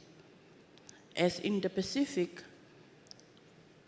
qualifications such as physiotherapists are often limited, but those qualifications are of paramount to ensuring the quality health that we need for persons with disabilities. Translation of documents, plannings into meaningful results is also critical. Ensuring that procurement systems recognize the need for persons with disabilities to subsidize the procurement of equipment pertaining to improving their health status. Lastly, but not the least, I believe with all the plans, with all the legislations, I guess one good thing for the Commonwealth to do is to work with persons with disabilities and indeed resource the work of the organizations who are doing advocacy and promotion of quality health services, programs, legislations, to name a few. Thank you. All important points, but I think particularly this issue of resourcing comes up and up again. You can't expect people to do the necessary work around inclusion unless they're resourced to do so. So thank you for highlighting that. And finally, I'll ask Abi a question, and I'm interested in this question of social participation, of the inclusion of communities and community-led organizations in national and subnational and local health planning processes with governments. How do we bring local communities into these processes to ensure that the programs that are designed meet the needs of the communities? So I'll just touch on 3 points. So I think the first thing is building constructive relationships with policymakers. So at times I do find the relationship between civil society and policymakers a little bit dysfunctional. And so what we've tried to do is really change the dynamic between community-led organizations and the policymakers and the government, and really make that relationship a lot more constructive. So what we do is that we've taken our time to meet with different government ministries, understand what it is that they're looking for, looking at what their priorities are, and we've tried to align our work with them as well. That doesn't mean we don't challenge. We challenge them politely and respectfully when it's needed, and we raise issues when it's needed. So what we've been able to do is we've taken like a long game kind of approach. So we're going to develop that relationship. We're going to demonstrate the value that civil society has as it relates to supporting the work to improve public health outcomes. And that means showing that we can be a key partner. We can provide useful data that the Ministry of Health can use in terms of policy making. We can educate the public. We can implement public health interventions, and we can educate the public on health matters, so that really it makes it easier for the Ministry of Health in terms of the work that they're doing, because we are a constructive partner with them. So in essence, what we've tried to do is really be also a bridge between the ministry and the public. So as we speak to the public, we write the reports, we write some recommendations based on all the information that we've gathered, and we share that with the Ministry of Health so that they can use that in terms of their planning. So that's the first thing, is really just building constructive relationships with policymakers. The second thing is alliances, so civil society alliances. So what we've done in St. Kitts and Nevis, so we, Lake Health and Wellbeing, we are the conveners and of the St. Kitts and Nevis NCD Alliance. So we developed the St. Kitts and Nevis NCD Alliance, where we've brought civil society together so that we can amplify our voice around NCDs and advocate for NCD policies. So through that, we're bringing together NGOs and allowing them to connect directly with policymakers. But that's on the local level. So on the regional level, we're also a member of the Healthy Caribbean Coalition, which is a civil society alliance of over 80 organizations from across the Caribbean. The Healthy Caribbean Coalition is extremely effective at advocating for policy on the regional level and global level. And so in that way, we're also able to advocate and have a voice regionally amongst regional policymakers. Then on the global level, we're also a member of the Global NCD Alliance. So now that gives our NGOs in St. Kitts and Nevis the opportunity to connect with the policymaking process on a global level. So that's the second thing. The third and final thing is, one of the challenges that we have in St. Kitts and Nevis, and I think across the Caribbean, is really the hesitancy of policymakers to discuss policy and legislation in a public space. There seems to be this kind of discomfort. So what we've tried to do is be quite proactive, and we've actually created the space to have that dialogue in St. Kitts and Nevis. So for example, our young people have organized policy dialogues, which I think I mentioned before, between young people and policymakers to talk about sugar, sweet, and beverage taxation, which is something that the policymakers were very uncomfortable discussing in a public space, and we got our young people to take the lead and have that discussion with policymakers in a public space. We have brought together civil society and policymakers, numerous events, workshops, webinars, various different things, bringing policymakers and civil society together to explore how we can work together constructively. We've also engaged lawyers, so the Bar Association, to sort of do some capacity building around what is their role in the prevention and control of NCDs. So that's around legislation. We've also done events with civil servants from across the spectrum to really engage in conversation around having a health in all policies approach. And then finally, what we've tried to do as well is bring the public along as well. So we've engaged the public. We have tried to be creative because, you know, policy is not exactly the most interesting topic in the world for the public. So we've tried to be very creative. So we've done things like animations, and we're very proud that one of our animations was shortlisted for the World Health Organization Health for All Film Festival. And that animation really spoke to, it took an emotional look at the choices that we make around health issues. So we try to be creative. We have a creative jingle that engages the public, and people are singing it all over the place, and that helps us have a conversation with them about the health issue that we're talking about in the jingle. We're developing a computer game to try and engage young people around health issues as well. So we're trying to create, I'll wrap up. So we're trying to be creative in the way that we engage people in the policy discussions. Thanks, Abby. It's really terrific to see how you're concretizing this issue and making it live on the ground, but also how you're connecting what's happening at the local level with what's happening regionally and globally. And perhaps if I could take my chair hat off just for 1 second and to give a little bit more of the global context. At this May's World Health Assembly, which is the board meeting of the World Health Organization, member states passed a really significant resolution on social participation, calling on countries to institutionalize processes for the inclusion and participation of civil society and communities in national, subnational health planning processes. So this is now a tool that you can go back home and say to your government, you've signed up to this, what are you going to do about it? And I think it's really important that members of the Commonwealth know about that.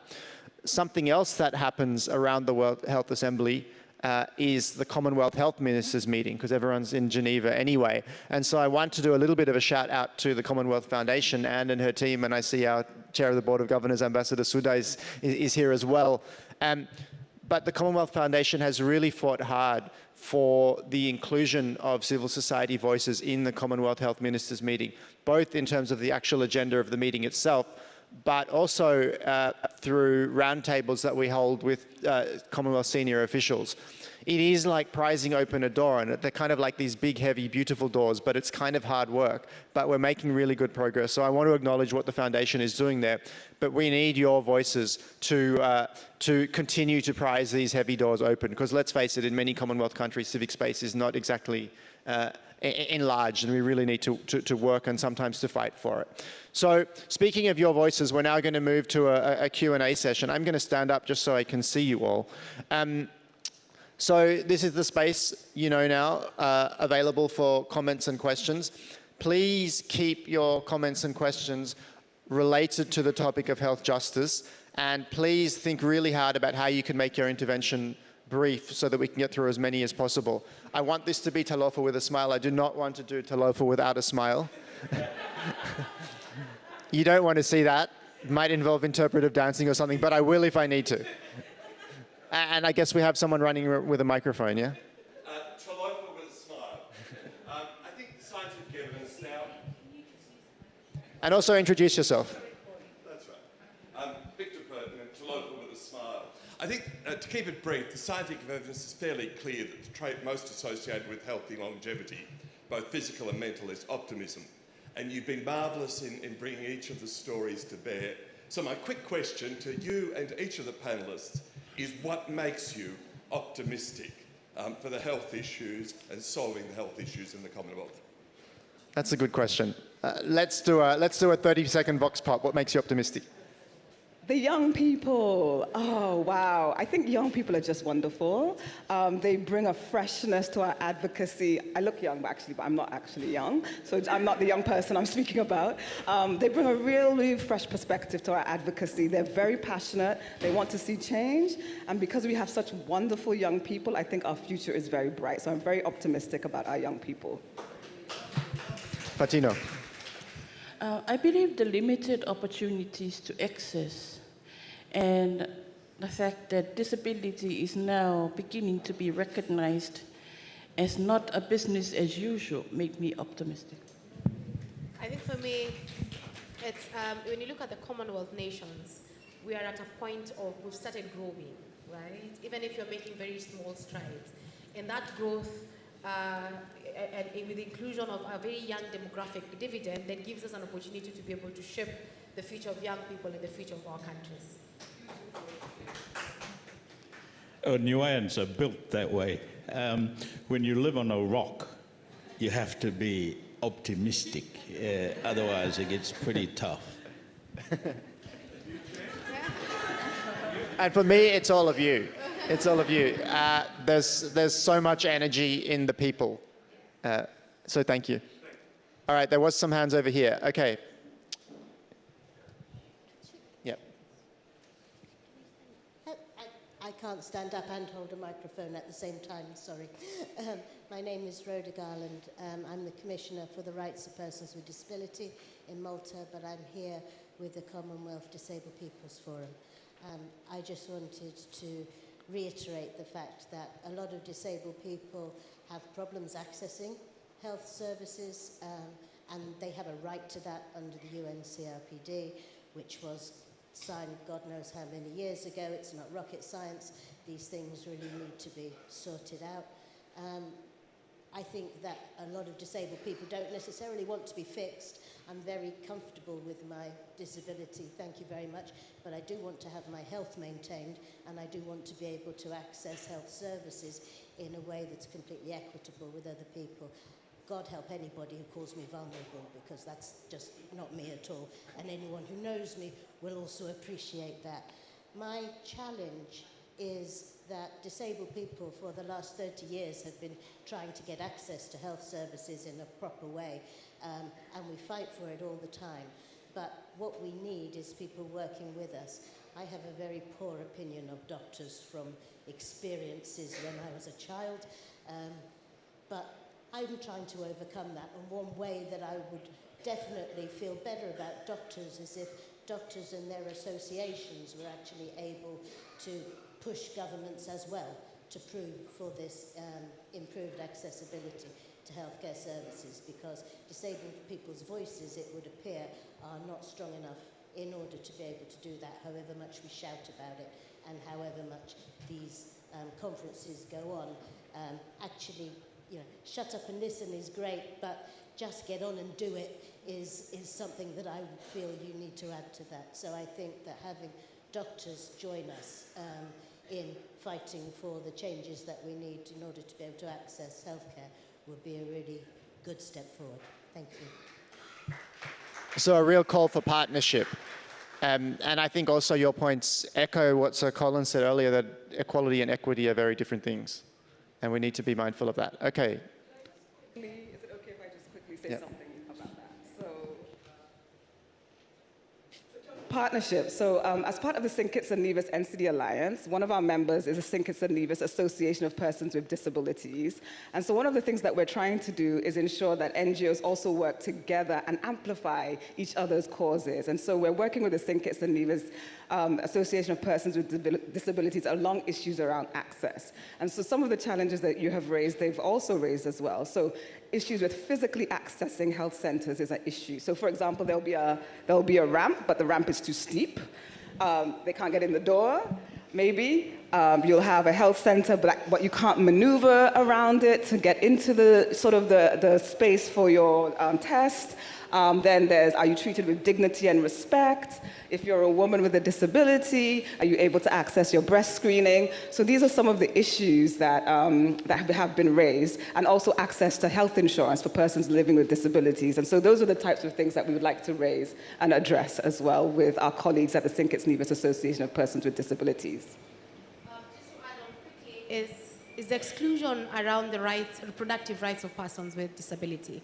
And I think that's something, if it's pleasure, if it's contraception, if there's an attitude around persons with disability that their right to pleasure, their right to healthy sexual lives is not ingrained, or it's overlooked. And that's very sad as a doctor, because I see that in clinical practice. I've seen that even when we're in forums with persons with disability bringing this out. And so there has to be a mind shift, around what that care looks like for us to shift that lever for change. If you allow me to briefly, I think that's why when I keep repeating this, health professions need to work with persons with disabilities, because that is, while we say that they have a role, we also have a role as well. And our role is indeed tell them how to better do their work, so that we can have the quality health that we want.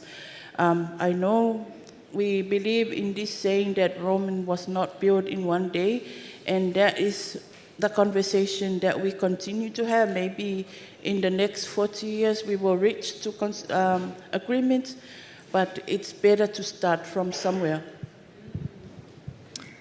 Thank you. Okay, a lady in vibrant pink over here, then a gentleman right up the back in black. Kia ora koutou, Prudence Walker, Disability Rights Commissioner for the New Zealand Human Rights Commission. Also holding the portfolio for LGBTQIA+ rights as well. First of all, thank you to the panel for every single panel member mentioning health equity for disabled people, and not just leaving it to the disabled person on the panel. That is something that doesn't happen often, especially in regards to disabled people. Often we're let off many conversations. And I know in New Zealand a couple of years ago, a health report that we had, really acknowledged the lack of equity in health for disabled people without really providing any solutions to that. But the fact that we were mentioned was a start. just expanding a little bit, some of you have partly answered my question, but expanding a little bit on the conversations that just been had. My question was really around how health systems and informal health systems can partner really with disabled people and with many communities to better achieve health justice for all people.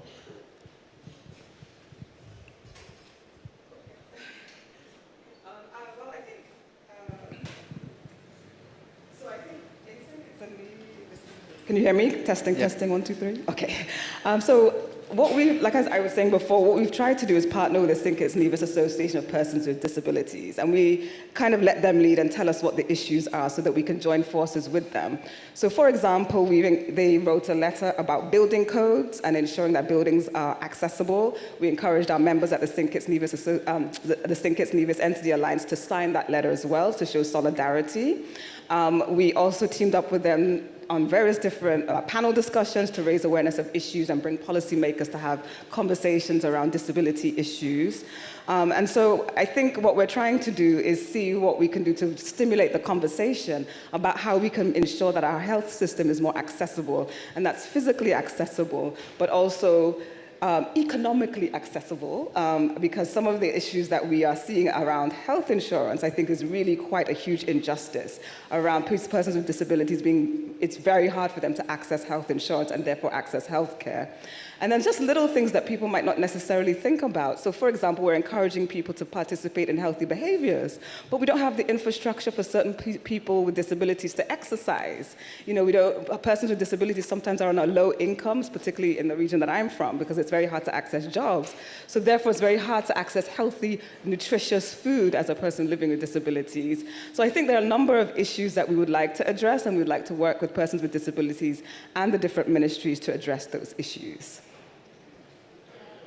Laura, I referred earlier to the WHO building blocks framework: leadership and governance, financing, delivery models, access to medication, health information. Nice, tidy frameworks. The issue then is to apply those. So in the leadership and governance space, what would the disabled communities like to see? How would the disabled community want to participate, contribute, critique, criticize if necessary, etc.? On financing, it's well recognized that disabled people have particular needs that need to be met from a financial point of view. What financial models work best to reflect the realities of people? Do you know what I mean? I don't want to tell you how to suck eggs, but that's the way a policy wonk like me would view it. So it's comprehensive, acceptable, and appropriate, you know, kind of thing. That's how I would look. But obviously, without a doubt, a significant leadership and input from the disabled community. Hope that's helpful. I love that you raised a question around community health systems. Then that means the community health systems are led, are governed, are provided for by the community itself. So there has to be an investment within those infrastructure, an investment that is diverse and very inclusive.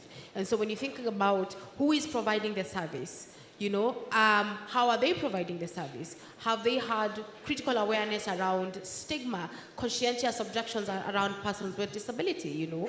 That's very critical to ingrain. And we've seen it around HIV care, when we've differentiated care within communities and around sexual and gender minority persons. We saw an improvement in intake of HIV care in terms of testing and also management in terms of long-term care. And that is something that we have to. I feel very sad sitting here to say that global mechanisms like Global Fund have really markedly reduced funding to community health systems and left it to our government who are constrained. And so we have to really think about, if you're going to talk about primary health care, where is primary health care? Primary health care is where the people are within the experiences of the people in their day-to-day living. Then that's where our greatest investment should go to. Thank you.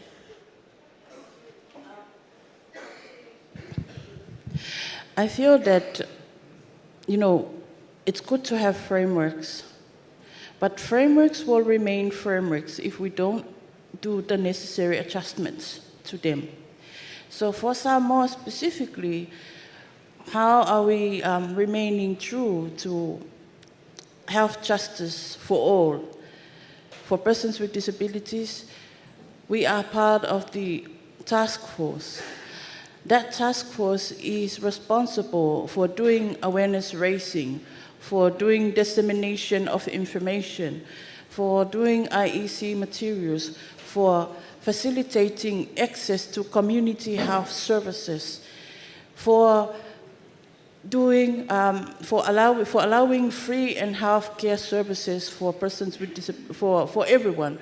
So having a voice in that task force really inform the community, the Samoan community, as to how to support persons with disabilities when the ministry has its awareness, its community awareness programs, how to do medical checks for persons with disabilities who have difficulties seeing, who have difficulties, our colleagues who are deaf.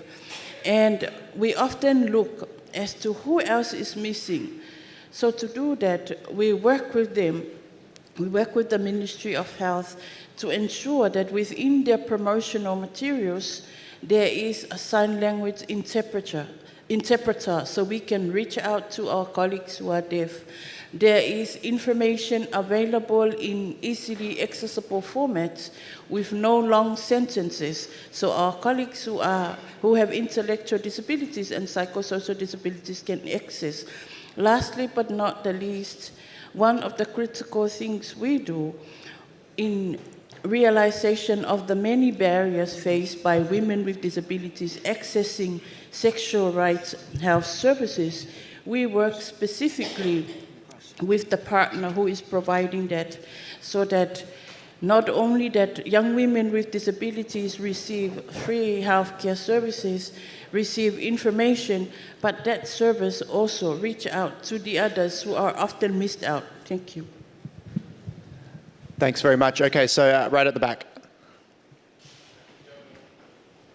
Kia ora koutou, talofa. I'm also from Aotearoa, New Zealand. My name's Daniel Benson-Gill. I'm here as part of the Commonwealth Trade Union Group, and I want to thank all of you panelists for all of your words, because this has been a phenomenal panel. Thank you. Health justice is also about valuing health workers, from doctors through to orderlies. And here in Samoa, the New Zealand government has sent ambulance drivers who are members of First Union to be helping out. But they have been striking for better pay for a long time, actually, for many months. And their role is critical. And this here is about also ensuring that there's better public services for health, so that we can actually do all of the things that we've been talking about across this session. So this is just a shout out to all health professionals in the room. Thank you for the work that you do as well. I can't say no to Dr. Hospodali, so let's take a couple of comments here at the front, and then I'll invite the panel to respond to well, 3 or so comments. Justin, I wonder if the panel would comment on a major health injustice that I see that actually operates within the Commonwealth. 3 years ago, I was hospitalized in New York for 2 weeks, and I noticed that all the nurses, all the porters, well, almost all, were from the Caribbean. So I asked them, is this normal? And they said, well, this is the case right across New York, sir. Queens, Bronx, and I was in Long Island. So I thought, who's manning or who's womaning the health services back home? And the injustice is the siphoning off of our health workers. And some of the countries, including Canada and the UK, but especially the US, set up camp in nice hotels, and they offer everything, the whole package. We'll relocate your whole family. Now, it may be that those countries have a need for health workers, but then for goodness sakes, invest in the training that's required. You're just stealing people that you've made no investment in training. And I think this is a health injustice, so I wonder if the panel would comment on it. Thanks. Can we take your colleague behind you? I think also had a hand up, and then we'll get the panel to respond to all 3. Thanks. Hello. I'm Renee from KVA Consult, and I'm just going to be speaking on my personal experience here in Samoa. I believe that to be able to achieve health justice, you need to address the good, the bad, and the ugly. So what's good here in Samoa? Yes, we have a public hospital. Yes, we have private clinics. And yes, we do have doctors. But what's bad? We have a lack of doctors. If you go to the hospital now, if you go to the emergency unit, there are no doctors available. You have people sitting in waiting chairs, waiting for their turn. And unless you come in on the brink of death, you are not looked after. They will go about judging you by how serious your injury or your health is at that point in time. So that is one side that is bad. I do not blame the government or blame our health nurses and doctors that we have now, because they are doing the best that they can. But I do wonder, do they have the resources available within our hospital to be actually, to correctly diagnose our people, to better provide better care for them at the same time?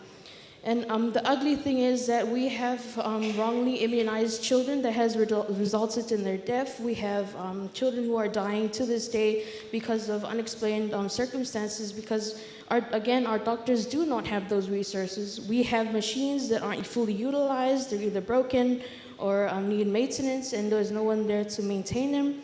And it's just been an ongoing battle for Samoa. We have a hospital that is actually growing molds on the walls. There are no chairs for families and friends to actually sit and wait for their loved ones who went into operating rooms.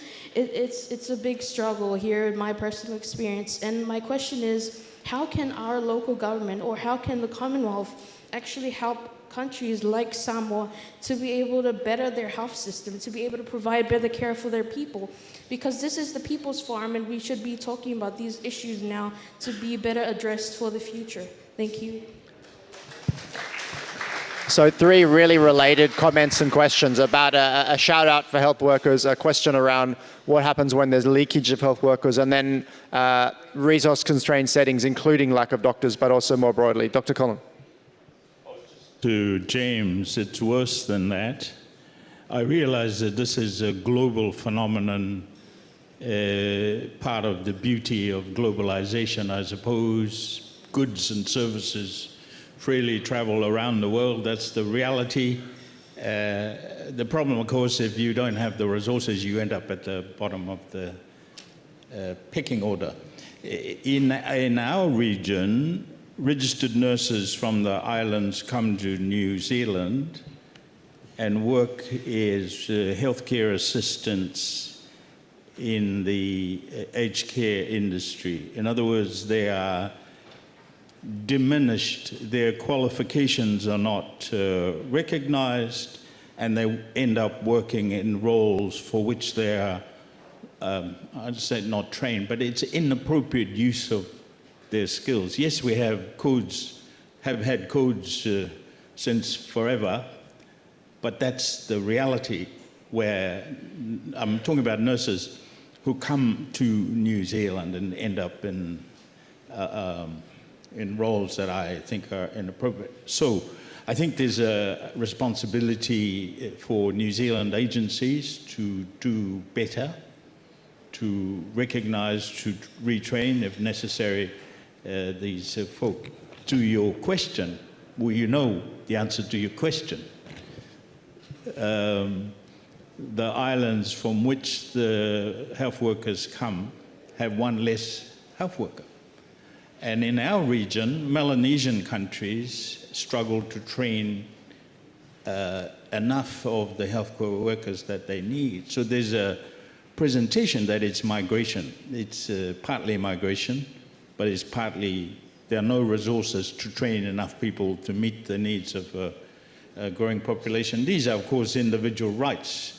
People will choose to go where they want to go, but there's a responsibility on nursing agencies, medical agencies, governments of the receiving end who benefit from these folk that they do not train to do the right thing. That's a long-winded response, because we have the same issue at home, and as I say, it's a global phenomenon. We really need to do better. I have been privileged to sit both in the government regulatory board for the doctors, and also in the medical association. And this has been a recurrent thing around brain drain. It's a question is, do we curtail individual rights at the expense of breaking the law, for example, because these are constitutional rights. People decide where they work, what jobs they want to do, and where they want to go. Or do we open up more space for us to train more? So like one of the ways in which we've been trying to address that is to increase the number of medical schools. But even then, the absorption capacity has also been very low. And so the other global north countries will always take our doctors. But then there's a way in which we've been trying to address that, and it's a conversation that began in WHO around task shifting and task sharing. Is to recognize that we will never have enough. But how is it that we can utilize our medical doctors, for example, in specializations that really invest in them in specialization that is required by the public, but also find means and ways of building capacity and competency of our nurses, of our clinical officers, our lab technicians, to be able to provide some complex services, of course within the regulatory frameworks that do not infringe on the quality of care. It's very political, has not been taken in, but that's actually a thought process around how do we integrate that. And it's true, the health systems can only work when the cog, and the cog that holds the health systems together is a human resource for health. And so if you looked at the report that was published by WHO around human resource for health needs, I think it was in 2020 during the COVID pandemic, it talked about really a huge need, but it also just went into personalization around personal needs of physicians, nurses, and other allied healthcare workers. It talked about burnout, it talked about mental health, it talked about disintegration of their old social systems because of the constraints that they experience and the expectations that they are put upon them within the constrained environment with very few resources. So just rethinking that is also some of the innovative ways to settle. Thank you very much, Stella. I'm actually going to slightly move us on now because I'm mindful of time, but let's bring it back. We started this session saying we wanted to talk about the issues, but we didn't just want to talk about the issues, we want action. So my question, and I'm going to start with you, Abby, and then come back this way, is what can the Commonwealth do? Our colleague from Samoa asked this question. What can the Commonwealth do to expose and address systemic barriers to health equity? What can the Commonwealth do to ensure collaboration and partnership? What can the Commonwealth do to become a champion for health justice? So I hope my answer will just be hopefully a blanket answer that will answer all three. I do think we have an implementation problem. We know the issues, we know the solutions, we've written 10 million reports, we've done all the research, and we're still here today. So I feel that we have an implementation problem. So therefore, I think that the Commonwealth could do something around implementation. So supporting governments to implement policy and to implement legislation and to implement interventions. And I think the reason why we're possibly not implementing is, well, there are two reasons: lack of political will, but also lack of finances. So I think if the Commonwealth can mobilize financing and resources so that we can implement, but then also work with governments to sort of build that political will to get things done. So that's my 2 cents. Fatino.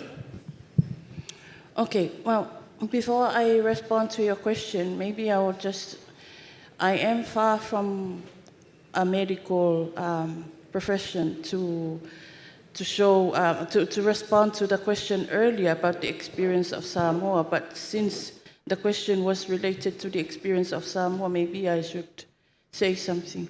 Well, first of all, health is not just the problem of Samoa, it's the problem of everyone. And we have to know that our own government, just like any other government, is struggling as to how to mobilize resources to provide quality health services to everyone. To respond to your question, I agree with the colleague earlier with reference to the mobilization of resources.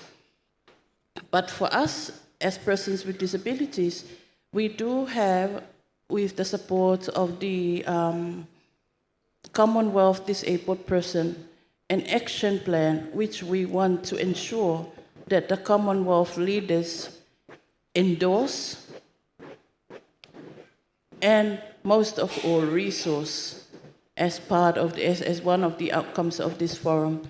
Secondly, I believe everything that we are talking about matters to persons with disabilities.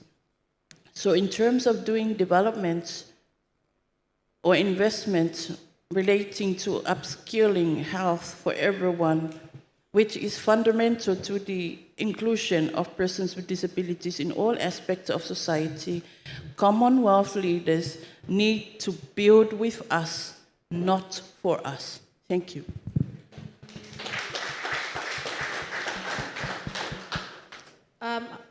The first thing I think is we have to have an open source for innovations, right? If it works in your country, share. We don't have to reinvent the wheel. The other thing is data. We have a lot of data that we can learn from. Right now, the technology has really, matured for us to be able to make, using AI, to be able to just make healthcare accessible by understanding population health. So that's the second thing. And the third thing is strengthening our regulatory mechanism. And I think this is very important. If you're thinking about manufacturing, you're thinking about human resource for health, you're thinking about, for example, what we have now around brain drain. How do we strengthen our regulatory mechanisms that speak at each other and not to each other in ways that are meaningful to the Commonwealth? Thank you. If the Commonwealth has the courage and the determination to sponsor a conference on disrupting the status quo. This is probably a reflection of my age. I have been on numerous panels, and despite my coaching myself not to do it again, I keep turning up hoping for something different. But we keep talking about the same thing over and over and over again. The people who need it most get the least. To the heart, 1976, James coined the inverse care law. Those who needed the most get the least. And here we are in 2024, arguing for justice. When's it going to change? Incrementalism isn't going to do it. Being polite to one another isn't going to do it. Will the Commonwealth sponsor a conversation that disrupts the status quo so we might finally do something different and those who need it the most get what they need?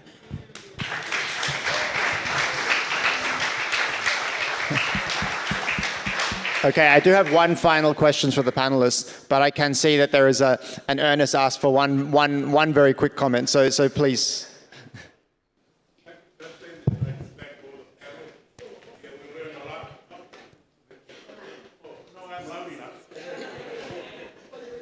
I'm Honti Perolini. I'm one of the commissioner of the Public Service Commission of Samoa. I have my chairman sitting right next to me. He asked me to get up and say something. Yesterday, I attended the youth forum, and what an amazing day I spent there. A lot of ideas to be done. But the issue is there's no money. And the Secretary General was there of the Commonwealth. So we brought to him, there's $100 billion that was pledged by rich countries to mitigate climate change. $100 billion.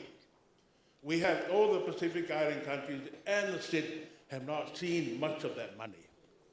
And the issue here is that the United Nations is managing this money. There's 56 countries in the Commonwealth. They're all members of the United Nations. So we brought up to the Secretary General, please bring it up to the leaders of the Commonwealth to work with the United Nations, which is TCF, if I may say, how can the Pacific Island countries and all the Commonwealth countries, Africa, Asia, Europe, access to this money? And because we're not seeing that money. Later on this morning, I attended the anti-corruption presentation. I don't think any of you attended, but some of the perception is quite mind-boggling here for all the islands in the Commonwealth. You talk about health, and I have statistics here In the Pacific, I'm not so sure about our colleagues from Africa, 10 to 60% of the population of the Pacific don't access to safe drinking water. And 1/3 not access to sanitation. Now we have Dr. here from Tonga. That's shocking in the 21st century, shocking. What are we doing about it? What is Commonwealth doing about it? How come that 60% of one big country don't access to safe drinking water? We can talk for years about health, but unless we fix the primary health of our people, then we will be talking for the next 100 years. So Justin, that's my recommendation. Go after the $100 billion. That's somewhere in the United Nations, get to it. Yeah. Unless we get that money, we cannot do a lot of things we talk about. Thank you. So I think that call for the Commonwealth to use its voice and its power at the UN would be well heard by all and well recognized by all the people in this room. Thank you, sir. As we close now, I'm going to ask you one final question. We've asked what the Commonwealth can do. What can we as the people do? What's the one big ask that you have for the people in this room? Speak out, speak often, speak about fairness. Use your voices wherever you are. We are a global community. You have the power to influence governments.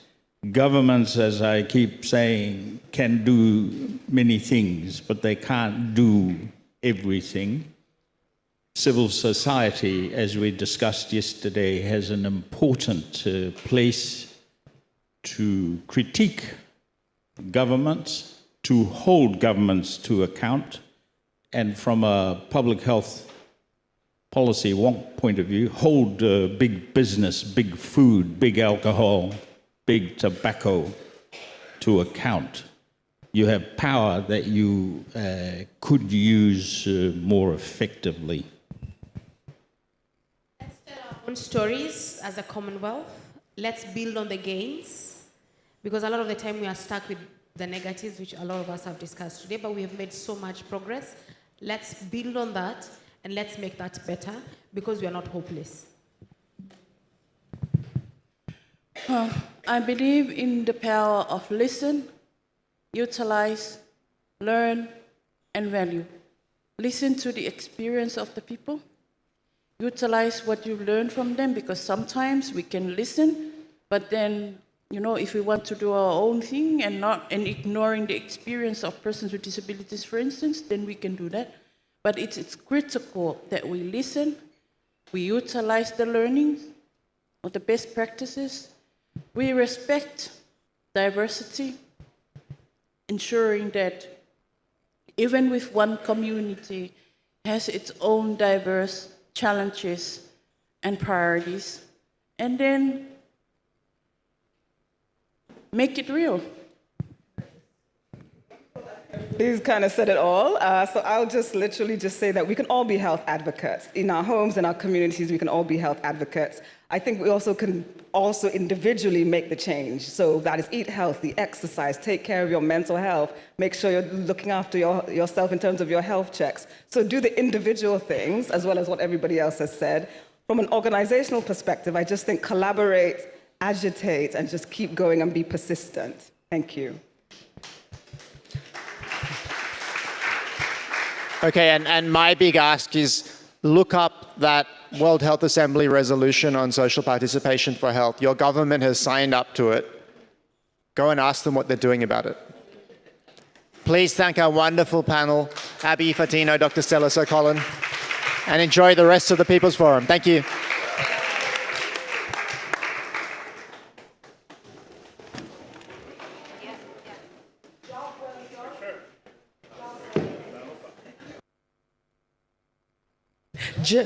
Thank you. Job well done. Another round of applause, ladies and gentlemen, for our panelists. I am so happy that our moderator, Dr. Koonin, did not have to give you a talofa without the smile, and he didn't have to give us interpretive dance. Ladies and gentlemen, this now brings us to our tea break outside. We're just reminding you that this is your last chance to cast your vote for our photography exhibition that is outside, which is a joint effort of the Commonwealth Foundation, the host government, and Sungo.